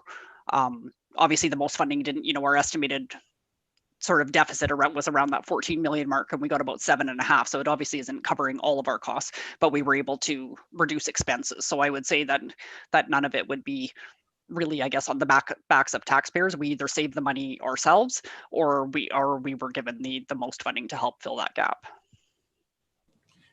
Well, thank you for that. It's under normal circumstances where there's an emergency, then there are other fundings available. So I was happy to see the COVID operating grant come through, and hopefully it covered the cost of the EOC expansion at least. Thanks. Any further questions from my colleagues at home? All right. Councillor Hughes, you always have questions on the financial side of things. All right. Anyone want to make? It made sense to me this time, Mayor. So I was like, it's all. All right, any further, you want to make the motion? Okay, go ahead, Councillor Broadhead. Thank you, Madam Mayor. I recommend that the attachment to the February 16th, would that be the same here? March 1st? Where is it? Okay, that the attachment to the March 1st, 2020 agenda report entitled Corporate Quarterly Report Quarter 4 be received as information. Thank you for that catch. I didn't catch that. Do we get it right in? Okay. All those in favor? Sorry, did you have any opening comments, Councillor Broadhead? No, I did not. I was just putting the motion on the floor. Mayor, can I say something? Yeah, go ahead, Councillor Hughes. Yeah, we almost a year ago, we were projecting a $14 million deficit, and we've now swung it to a $10 million surplus. So this is actually a $24 million swing from what we were expecting to what we end up having. So this is not small. And this was only done because the first thing that came onto Mr. Scoble's attention when we were discussing this is finances. And it was the first thing on all of our agendas is how do we manage the finances to make sure this happens. And it was not done after the fact, but rather it was the first consideration we had to do is how do we handle these finances? So this $24 million swing from where we were to where we are now is because of the focus that we had to make sure that we were still serving residents, but that we did not actually incur a tax increase as a result of this. And because of this planning this year, we actually have a cushion for going forward in future years to also mitigate the possibility of having an additional tax increase as a result of one-time changes. So this is a huge accomplishment that that has been done to date by the staff and by Mr. Scoble and your staff to actually sit down and go over those really hard decisions, because this has affected a lot of staffing. A lot of people are not working right now as a result of it. a lot of services were not able to be accomplished as a result of it. But the one good news that we do have is that it is not in cause of tax increase, and that we don't project it happening in the next upcoming season either, because of what was done in the past 12 months. So I just wanted to acknowledge that, because this isn't a $14 or $10 million surplus. This is a $24 million change on an operating budget of $110 million. It's not small, not a small feat at all to accomplish. So that was it. Thank you. Anything to close? Okay. Call for the vote.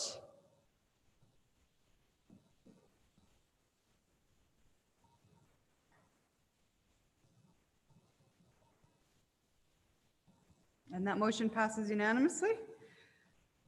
All right, we have one council motion. I think we should maybe try to get that done. It's 3:30. Is everybody okay to do this now? Everyone at home? All right, let's, so this is you, Councillor Hughes, and you had given notice. Yes. But then you had indicated you might slightly change it, so I'm not sure which one you're throwing on the floor. I'm going to throw the modified one on the floor that I emailed to you.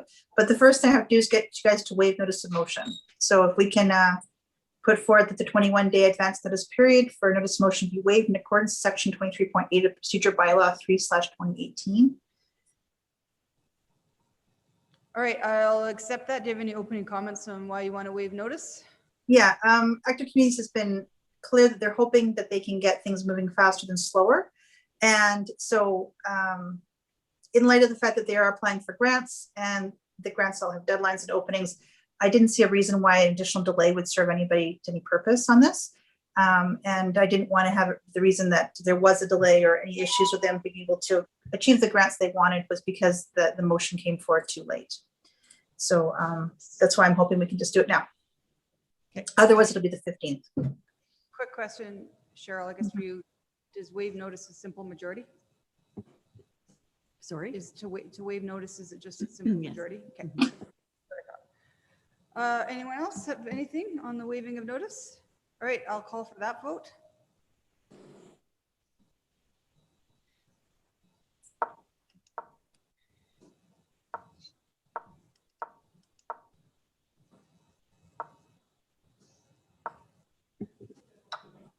Councillor Hughes, have you voted on waiving? They can't find it.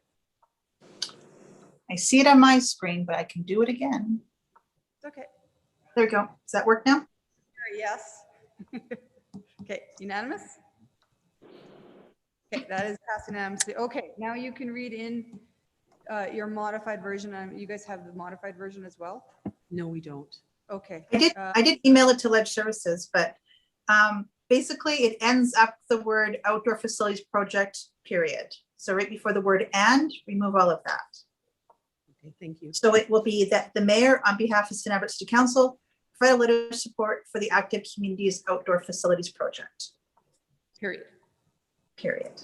Okay.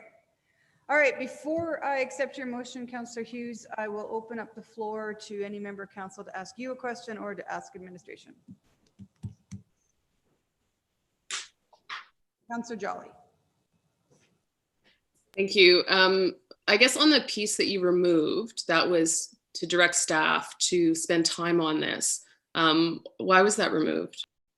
You know, quite frankly, it wasn't to direct staff. It was just to confirm that we were going to provide assistance to progress the project. And I realized it was redundant. So obviously any submissions that come forward would be expected to be treated the same as everything else, and they would provide assistance to progress the project. So I realized that it was not necessary to do that. And I did not want to give the impression that through the motion that we are giving preferential treatment to one group over another. So that wasn't the intention of the motion.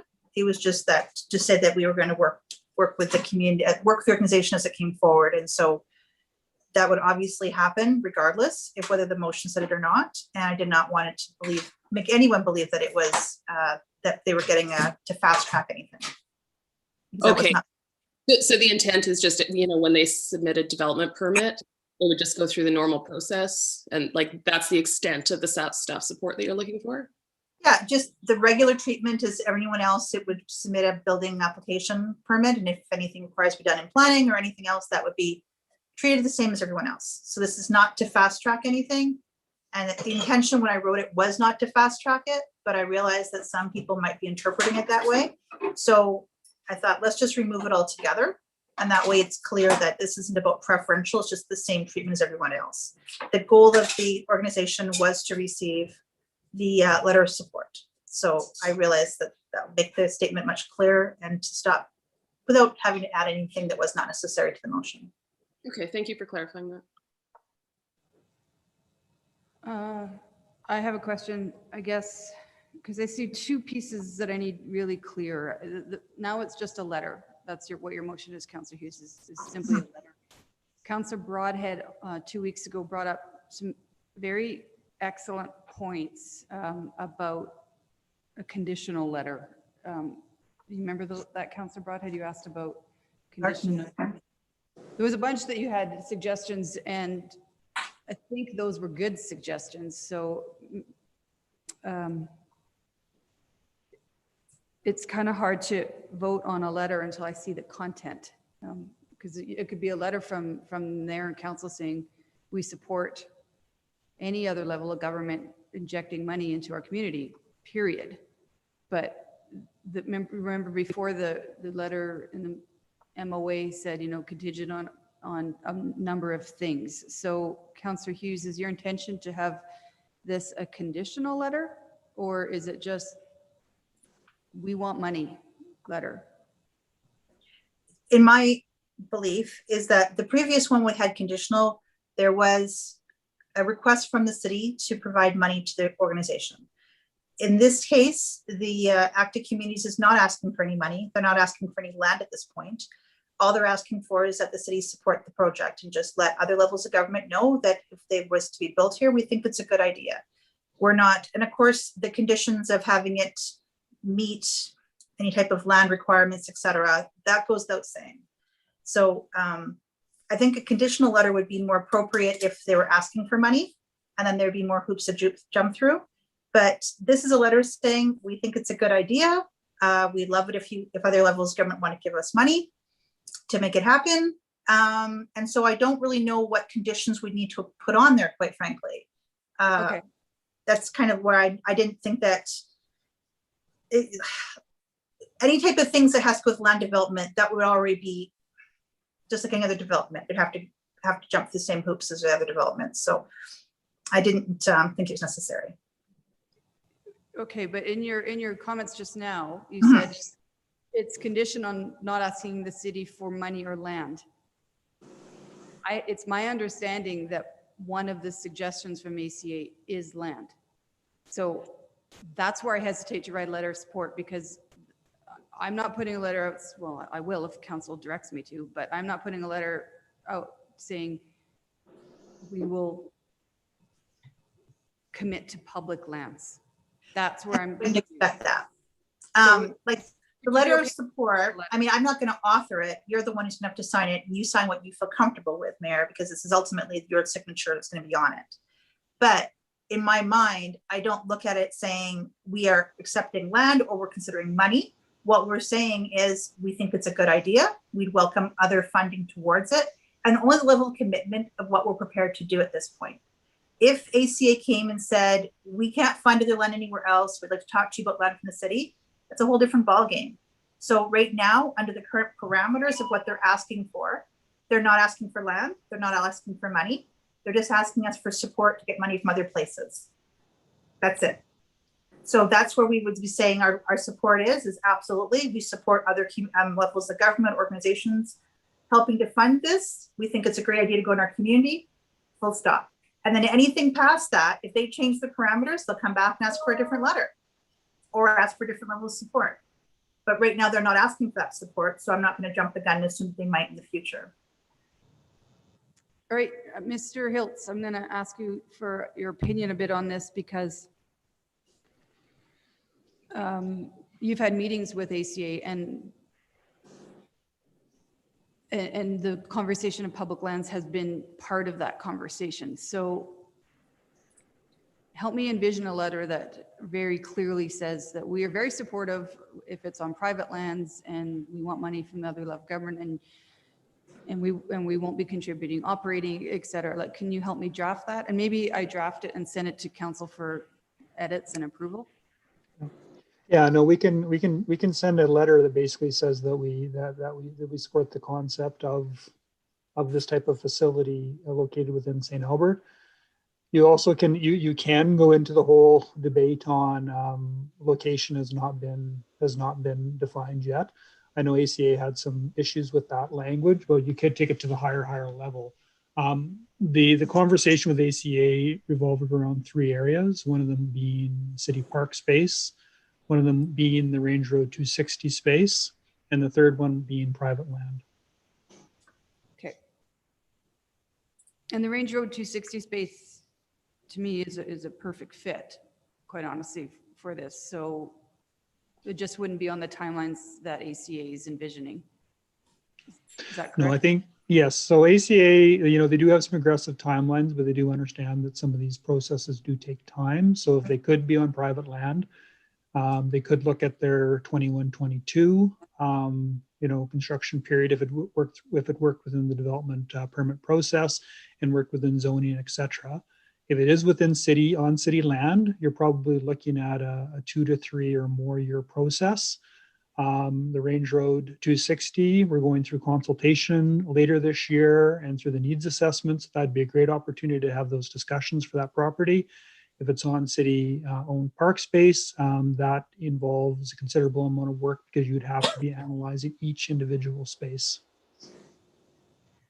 Okay, on page 253 of our agenda package, I'll just read you what it says. It says the Active Communities Project would need to be prioritized within the current resource level of the city and would be held to the same process as other community projects. A typical administration process would include review of the proposal or business plan, an internal department stakeholder review, feasibility and viability review, assessment of the community need and public engagement, and council support to move forward.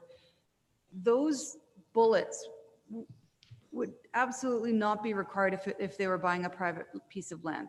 Is that correct? That's essentially correct, yes. So if they wanted to do this on their own, the process is they buy a piece of land and they submit a development permit, we put it in the queue and it gets, yeah. Okay. So these are, if we were going to either include it in the Rohit lands or on public lands. Yeah. Well, the Rohit land would probably be a little bit of a fast track in a sense because it's already designated as a recreation, like community campus for recreation.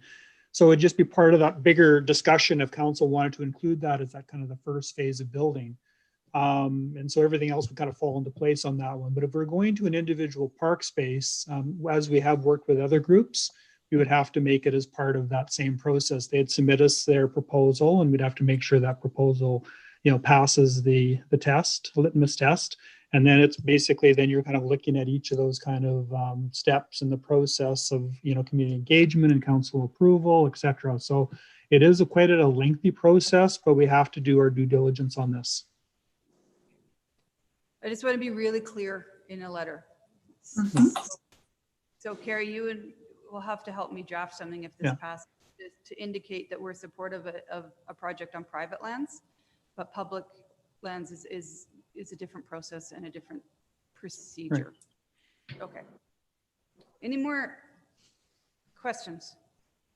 And I guess I have one more, because this needs to be very clear for you, Mr. Hiltz. Passage of this motion today, how do you interpret your staff involvement?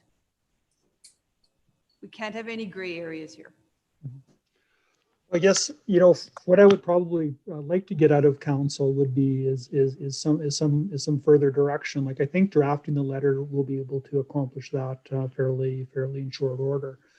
But I would like to have some council direction. Like, are they interested in putting this conversation towards the Range Road 260 conversation like we did with the Lions Club or pickleball, et cetera? Or are we wanting to kind of take it down to that, the public lands and in neighborhood park spaces, which is a lot more time, intrusive and sensitive process. So you're kind of mumbly. So you're Sorry. saying That's okay. I can't wait for you two both to be back in chambers because it's really hard to hear you. So you're saying if it's going to be a conversation of public lands, you want further direction. You want almost another motion or go ahead from council. Is that what you're looking for? That would be preferred. Okay, and so you don't have that right now. So until that time, Yeah. my opinion is just like you said, the higher 30,000 level, same as the groups in the community. That is correct. Is Yes. that your intention? For me? Yeah. Yeah. Your motion, okay. Yeah. Councillor Mackay has a question. I just have a question. I mean, I recognize the angst of yourself, and I recognize the incredible workload that administration is undertaking right now, both with a number of projects on the go and staff just coming back in. But it sounds to me that you're hesitant in relation to it because you want clarity. Would it be? I'm sorry. Would it be better if the motion actually, and I'm not asking for a friendly yet, Councillor Hughes, but would it be something like draft a letter of support and bring it back in relation for more clarity? Because I mean, I don't want to do this on the fly in the relation to this, but I'm also recognizing that Active Communities wants to get moving on this, and they feel that as part of their process, they need a letter of endorsement or a letter of support. But if just from listening to the conversation and some of the answers back from administration, maybe it's something along the line where it's that on behalf of City Council, draft a letter of support for Active Communities Outdoor Facilities Project and bring it back to Council for approval and make that like within a week or within 2 weeks, I guess, next council, because we've got Community Living and Standard Committee or something. Just to make sure that we are actively considering some of the concerns that have been raised that I'm listening to, but also maybe even get better clarity as to what we're actually looking at doing. Because when I look at this, I'm only looking at it as a letter of endorsement, but I see some of the concerns that you've raised, Mayor, and administration's concerned about. So I'm not sure whether you want to, if you want to consider that a friendly, Councillor Hughes, or if you just want to move forward with this in the form of just getting a letter of support or endorsement out there. Councillor Hughes, conversation, or do you want to see the letter? You know, this is how I see it, Mayor, is that you've been very open talking to council about any issues that you have. So once you have the letter in front of you, if you have any questions, I would expect that you probably would send it to all of council and say, here's the feedback. Do you have any concerns? Right? And then from there, you sign what you feel comfortable signing, because ultimately it's your signature on there. So that's how I see it, is that we don't need to go back and forth and make this an extremely lengthy process, as opposed to like, there's the letter. I'm assuming communications would start it. You would say, okay, here's what I have, my feedback. And then from here, if you do have concerns at all, you'd send it to council and say, what's your feedback on this? Are you comfortable? Yes or no? And then when you hit a level that you're comfortable with, you sign it, because this is your letter.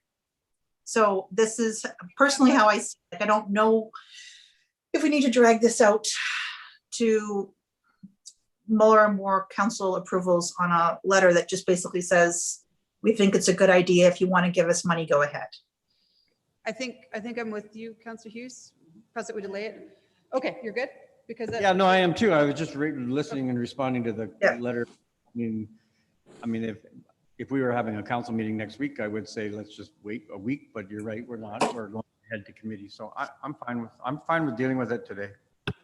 And I think Mr. Hiltz and myself have the conversation has reflected the intent of the motion. Is that correct, Councillor Hughes? Okay. Yeah. Anything else on this? No, I'm just looking for questions still. Mr. Jolly's got a hand up. Yeah, thank you. This is probably to Mr. Hiltz, or I guess anyone who was on council kind of prior to 2017. I know private groups in St. Albert receive kind of capital grants all the time without a letter from City Council kind of supporting the idea. So is it typical for us to receive requests from groups who are applying for grants for, playgrounds or whatever? Well, I can let Ms. Anger speak to that in more detail, but it also depends on which grant you're applying for. Some you do require, if it's going to be a municipal land or it is regarding municipal process, you do. Private land. Yeah, if it's private land, you may not, but it also depends on which grant you're applying for. Some of them require a municipal endorsement. So I'll let Diane talk in more detail on that process. Thank you. Thanks, Councillor Jolly. So we do provide letters for community organizations if they're applying on grants or funding programs where it is on public land. If it's on private land, we don't usually provide any support letters or whatever. However, if they do have a private building, so like Sandford Gymnastics Club, if they had applied on a CFIP grant, because it is provincial, we would provide them with a letter of support because they are providing recreation opportunity to the community. And that just happens on the administrative level. That doesn't It's hit. administrative, absolutely. Okay, that's what I thought. Thank you. You kind of asked council, I don't remember ever passing a motion like this. Do you, Councillor Broadhead? But it's fine. No. All right, any more questions? Seeing no more, Councillor Hughes, I'll accept your motion and let you enter into debate. Okay, thank you. I understand that we probably haven't done this before it's been conditional, but there hasn't been too many organizations that have come forward to say they're going to build a new project and just are looking for outside funding for it. So it's clear that ACA, from whatever funding grants that they're going for, believe that it would help to have a letter of support from council, just so that they endorse the project to help them get the funding they're looking for without requiring city funds. And this council, a couple of years ago, was prepared to build our own outdoor recreation site, except for we had issues with location and we were concerned about costs, and it was canceled. So, but it wasn't because it wasn't a good idea. It was external parameters around it come to a close. So now we have organizations prepared to take on that financial liability themselves, get the outside funding themselves, and they're expecting to also, 1 minute. My husband came home. Good timing. So honestly, worst time ever. Give me 1 second here. Okay. So we have an organization prepared to take on the operating, prepared to take on the capital. They're just looking for endorsement from us to say that we think it's a good idea. I'm not expecting us to agree to any funding. I'm not expecting us to agree to any even potential discussion about land areas, because they're not asking for that. All we're asking for is to say that we think that having an outdoor recreation surface, an outdoor rink, would be of value to our community. That's it. They have letters of support from hockey organizations, other organizations that all say this is a great idea in their opinion. And they're just looking to kind of complete the package so that when they send it asking for funding support, that they can show that everybody, including the government, thinks that it would be a good idea for us to give us more money. That's all there is to it. And that's the full level of support I'm expecting. I do not expect us to say we're prepared to go into discussions more than what we have already agreed to. And they aren't asking for more. So when we discuss, like on the page 253 about the different requirements that they have, about the internal review, et cetera, that would be different because it would be a commitment of the city, either a financial or land commitment. They're not asking for that right now. And so we don't need to commit to that right now, nor do we need to ask them to jump to those hoops right now. If they come back and say we can't find private land or we don't know what else to do, we want to go and look to the city to partnership, then it becomes a different situation, and then a different level of review is required for any commitment. But right now they're not asking for that commitment. So based on what they're asking for right now, I don't have a difficult time saying absolutely go ahead and pursue this.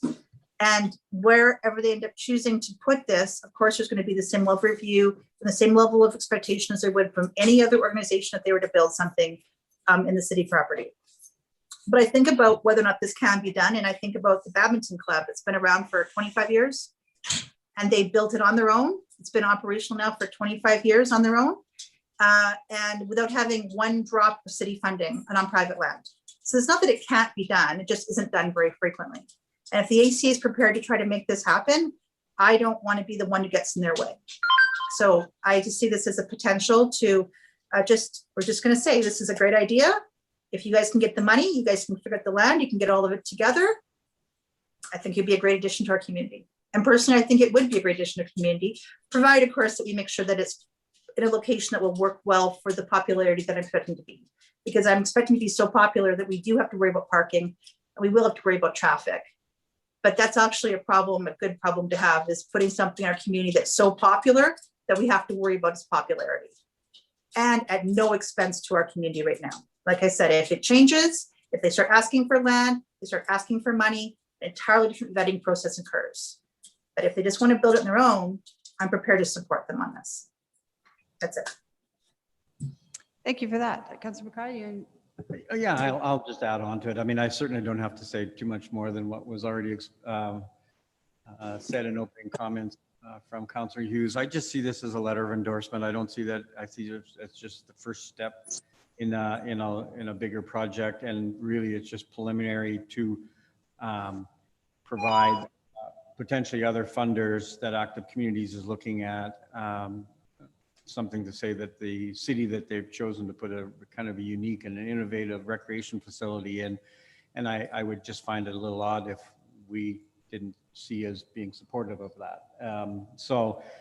Certainly, as Councillor Hughes has said, if it once it gets a little bit more complicated, well, then we've already had that discussion, and there's pathways to follow going forward. But right now, this is just a preliminary first step, and like I said, I think this is an opportunity to get involved with a real innovative, very unique outdoor recreation facility that I see as being something that either we could duplicate in another location within our community, or that could be duplicated all across the province and other communities. And we will be involved in something that will potentially be leading edge.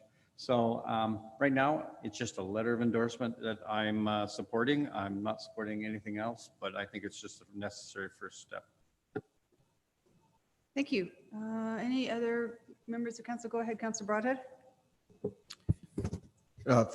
Thank you, Madam Mayor, and I certainly will support a letter of endorsement as well. The conversation that we've had around this and the debate, and certainly Councillor Hughes' opening clearly defines the intent of the letter, and on that basis, I think it's appropriate for us to say, yeah, we can support it. If it's beyond that, it's a different story. Okay. Councillor Watkins. Thank you, Madam Mayor. I'm going to be supporting this 100%. You know, we have a group here that are citizens of our city and have been doing a lot of work to try to get a facility for the city. They asked for an MOU with 20 million. I think they asked for an MOU with nothing. And now all they want is a letter of support. A letter of support. They don't want any cash. They're saying, will you work with us? The city has already told them that if you go on city land, it's going to take 3 years, which I think is a ridiculous amount of time. Personally, I can't believe we told them 3 years. So it's going to take them 3 years. And we know that ACA wants to move quickly on because they've told us. So I think they've probably ruled out the option of using city land because we ruled it out for them by telling them it's going to take 3 years for them to get it on there. So they probably have no choice but to look at private land right now. So that's probably the option they're looking at. And I think that, you know, we've got this group that they've spent a ton of time. They've got money. They've got a citizen who's willing to kick in $500,000 from our city to fund this thing. They've spent countless hours coming and talking to us and trying to talk around the community. They sent us a stack of letters today from every sports league we have in the city saying they support this idea. I don't know if it's every sports league, but a lot of them saying they support this idea. And we're like fiddling around saying, we can't write them a letter of support. Like, why don't we just write a letter saying we support working with ACA on their vision of developing an outdoor rink within St. Albert on private and or possibly city land. What's the problem with saying that? Like, it's a pretty simple letter. We're not committing to any cash. We're committing to working with them. Like we commit to working with anybody who comes to our community who wants to build something. So I'm 100% in support of this. I think we got to quit jacking around ACA and give them something to help them move forward in their vision. And sorry, I mean, I don't mean jacking them around. I don't really want to use those words, but I mean, we got to, like, let's just give them a letter. Like, if we're gonna send this thing back and review it and bring it back to council, and council's going to pick at it and review it, we're going to spend more staff time and waste more of Kevin's time and everybody else reviewing this thing, and more of council's time reviewing it. And all this like, just write a letter, simple letter. We support working with ANA on their vision on either public or private land. Thank you, Madam Mayor. You're welcome. Any council colleagues from home? Councillor Hanson, Councillor Jolly, go ahead, and then Councillor Hanson. Thank you. So I absolutely agree that St. Albert needs ice, and having a private organization provide that space at no cost to taxpayers is an ideal situation. So I'm particularly pleased that ACA is working with private landowners to find space for this facility, because that private partnership provides the quickest path to seeing this facility built. That kind of innovation is wonderful. That said, I can't support the motion for a few different reasons. The first is that, you know, everyone in this room knows that a letter from council has no bearing on whether a private grant application receives funding from higher levels of government. Like we heard earlier today, organizations in St. Albert receive these grants all the time without letters from council. And, you know, if they do need one, then admin will provide it. So that's great.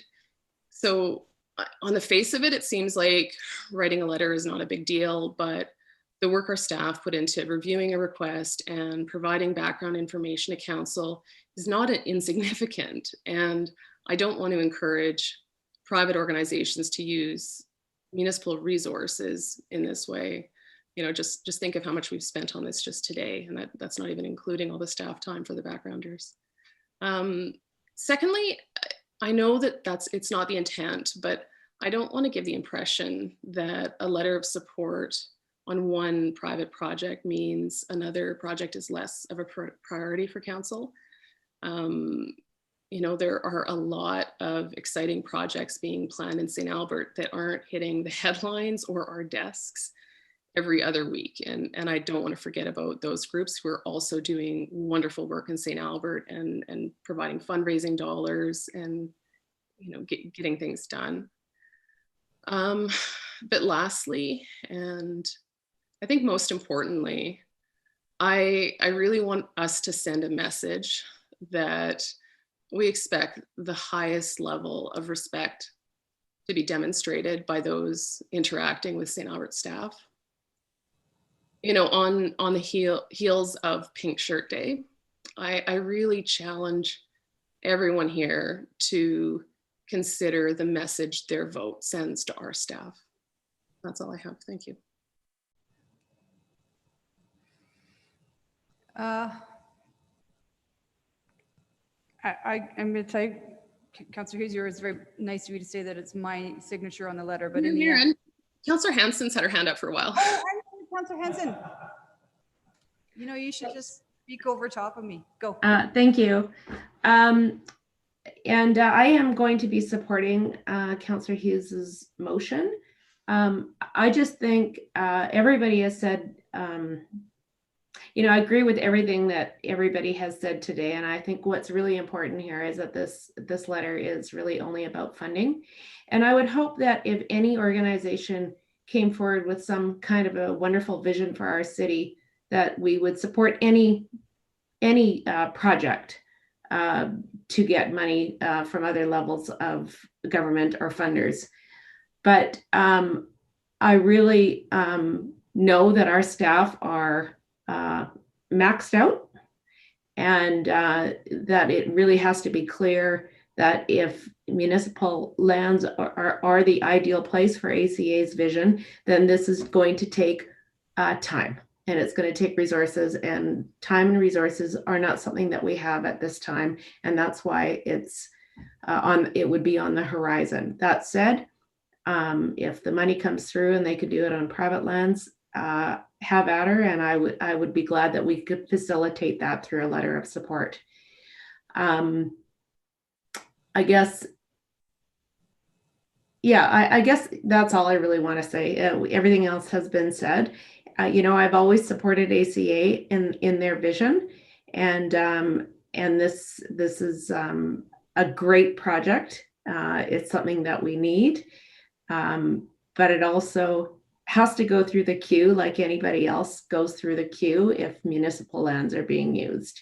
So, I hope it comes to fruition, whether it's on municipal lands or private, but I think it's just really important for everybody to realize that those are two different pathways and they are two different timelines.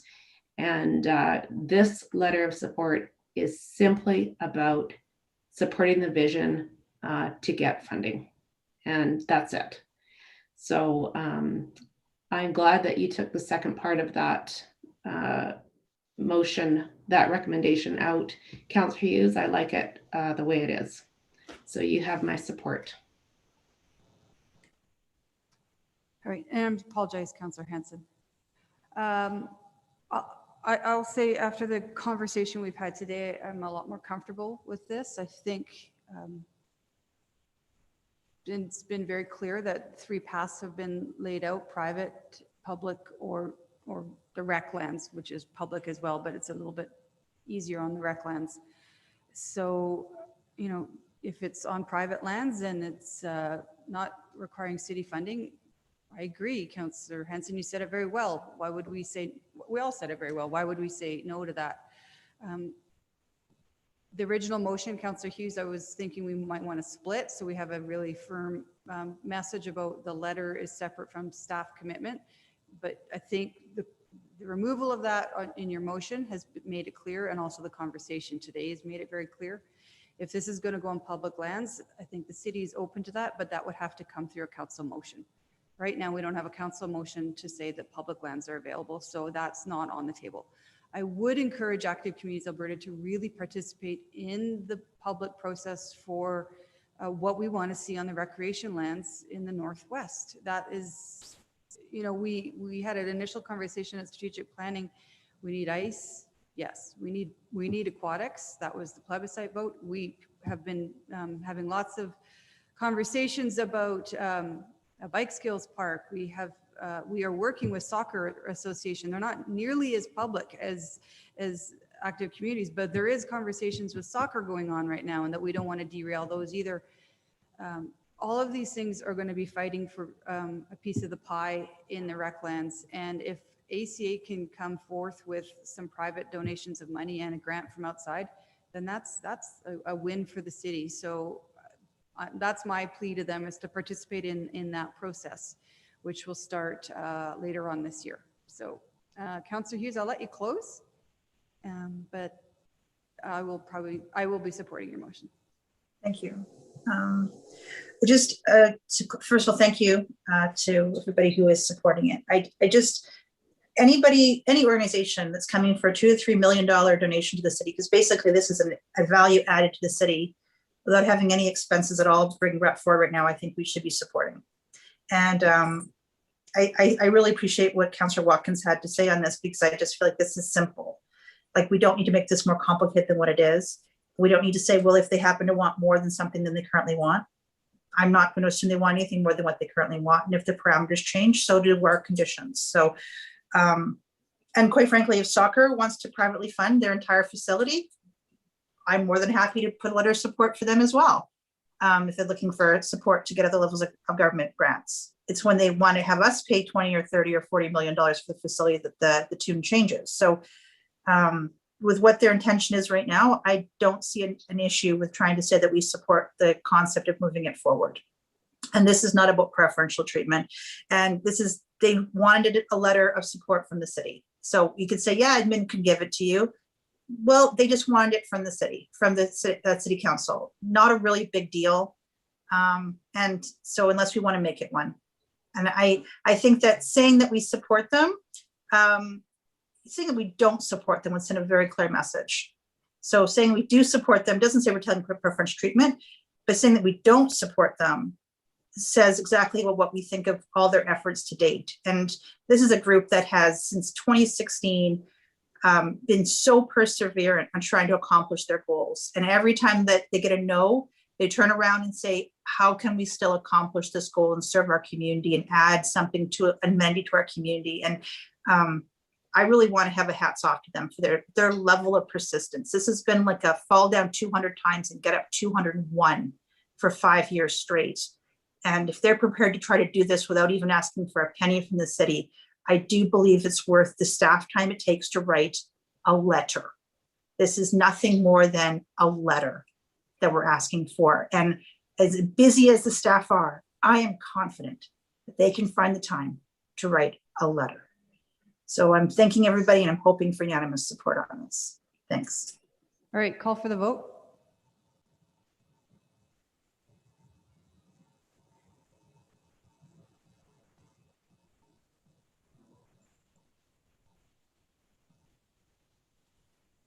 All right, that motion passes 6-1 with Councillor Jolly opposed. Let's take a break. We've been at this a couple hours because, pardon? I said I would support it. We'll take a quick break, maybe 10 minutes. It's 4:11. We'll come back at 4:21 and then we'll do the in-camera stuff and any notices, motion, etc. So let's reconvene back here in 10 minutes.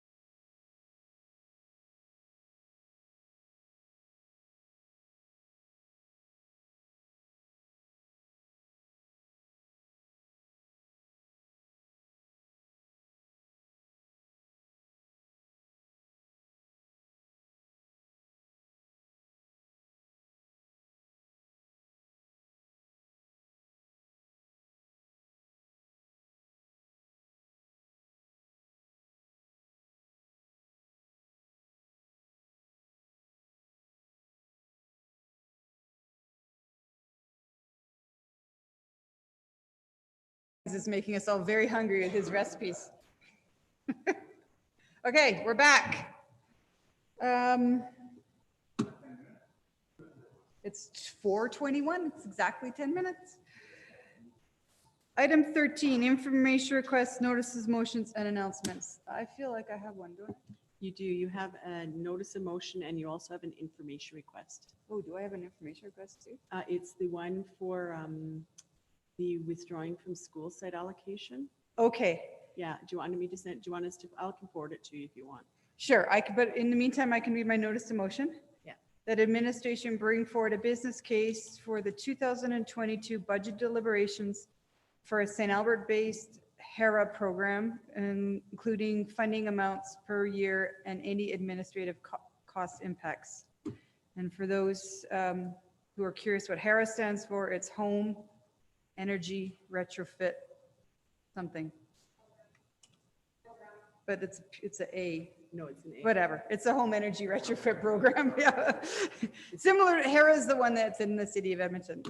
And as for my IR, no, because this is a kind of a multi-council input onto this IR. So an information request about withdrawing from the school site allocation agreement. Please provide information on history of school site allocation committee and how it came to be, objectives and the expectations of the committee. Why are we set up this way with the site allocation committee? How are other municipalities approaching site allocation? Do they have committees? Impact of potentially discontinuing school site allocation committee? How would we do it moving forward? If there is a breach to the agreement by one party, i.e. attaining a school site with a developer that is, and not the city, does that compromise the integrity of the agreement?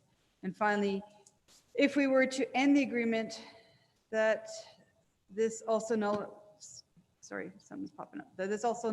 or affect in any way the ability for the school boards to claim any site as only a school site, or could any of the school sites then be used for other municipal purposes? So thank you. That's a big one. Thank you, staff, for working on that. Anyone else have a notice of motion or an IR? Seeing none. Okay.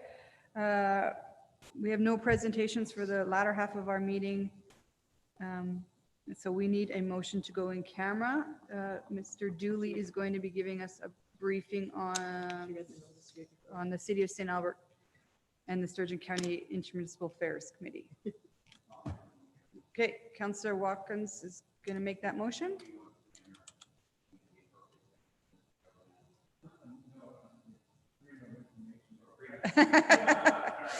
It's okay.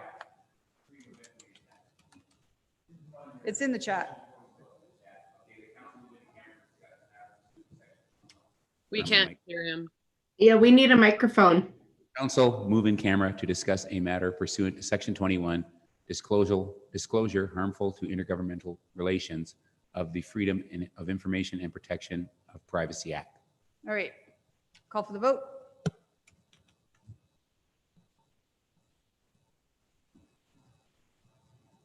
And that motion passes unanimously.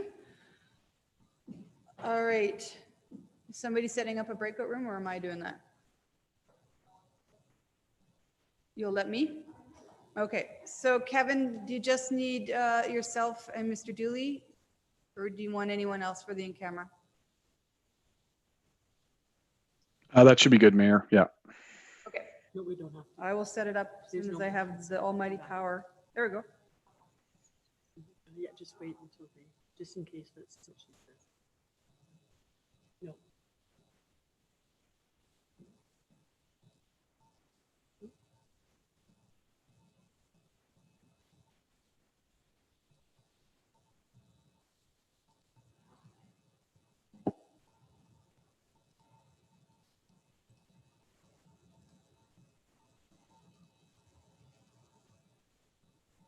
And I need to move Council Chambers, right?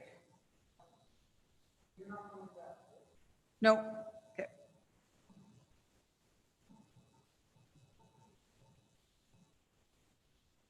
All right. I think that's everyone. I will open up the rooms and join you over there. And then, Luke, we can close up all the computers up.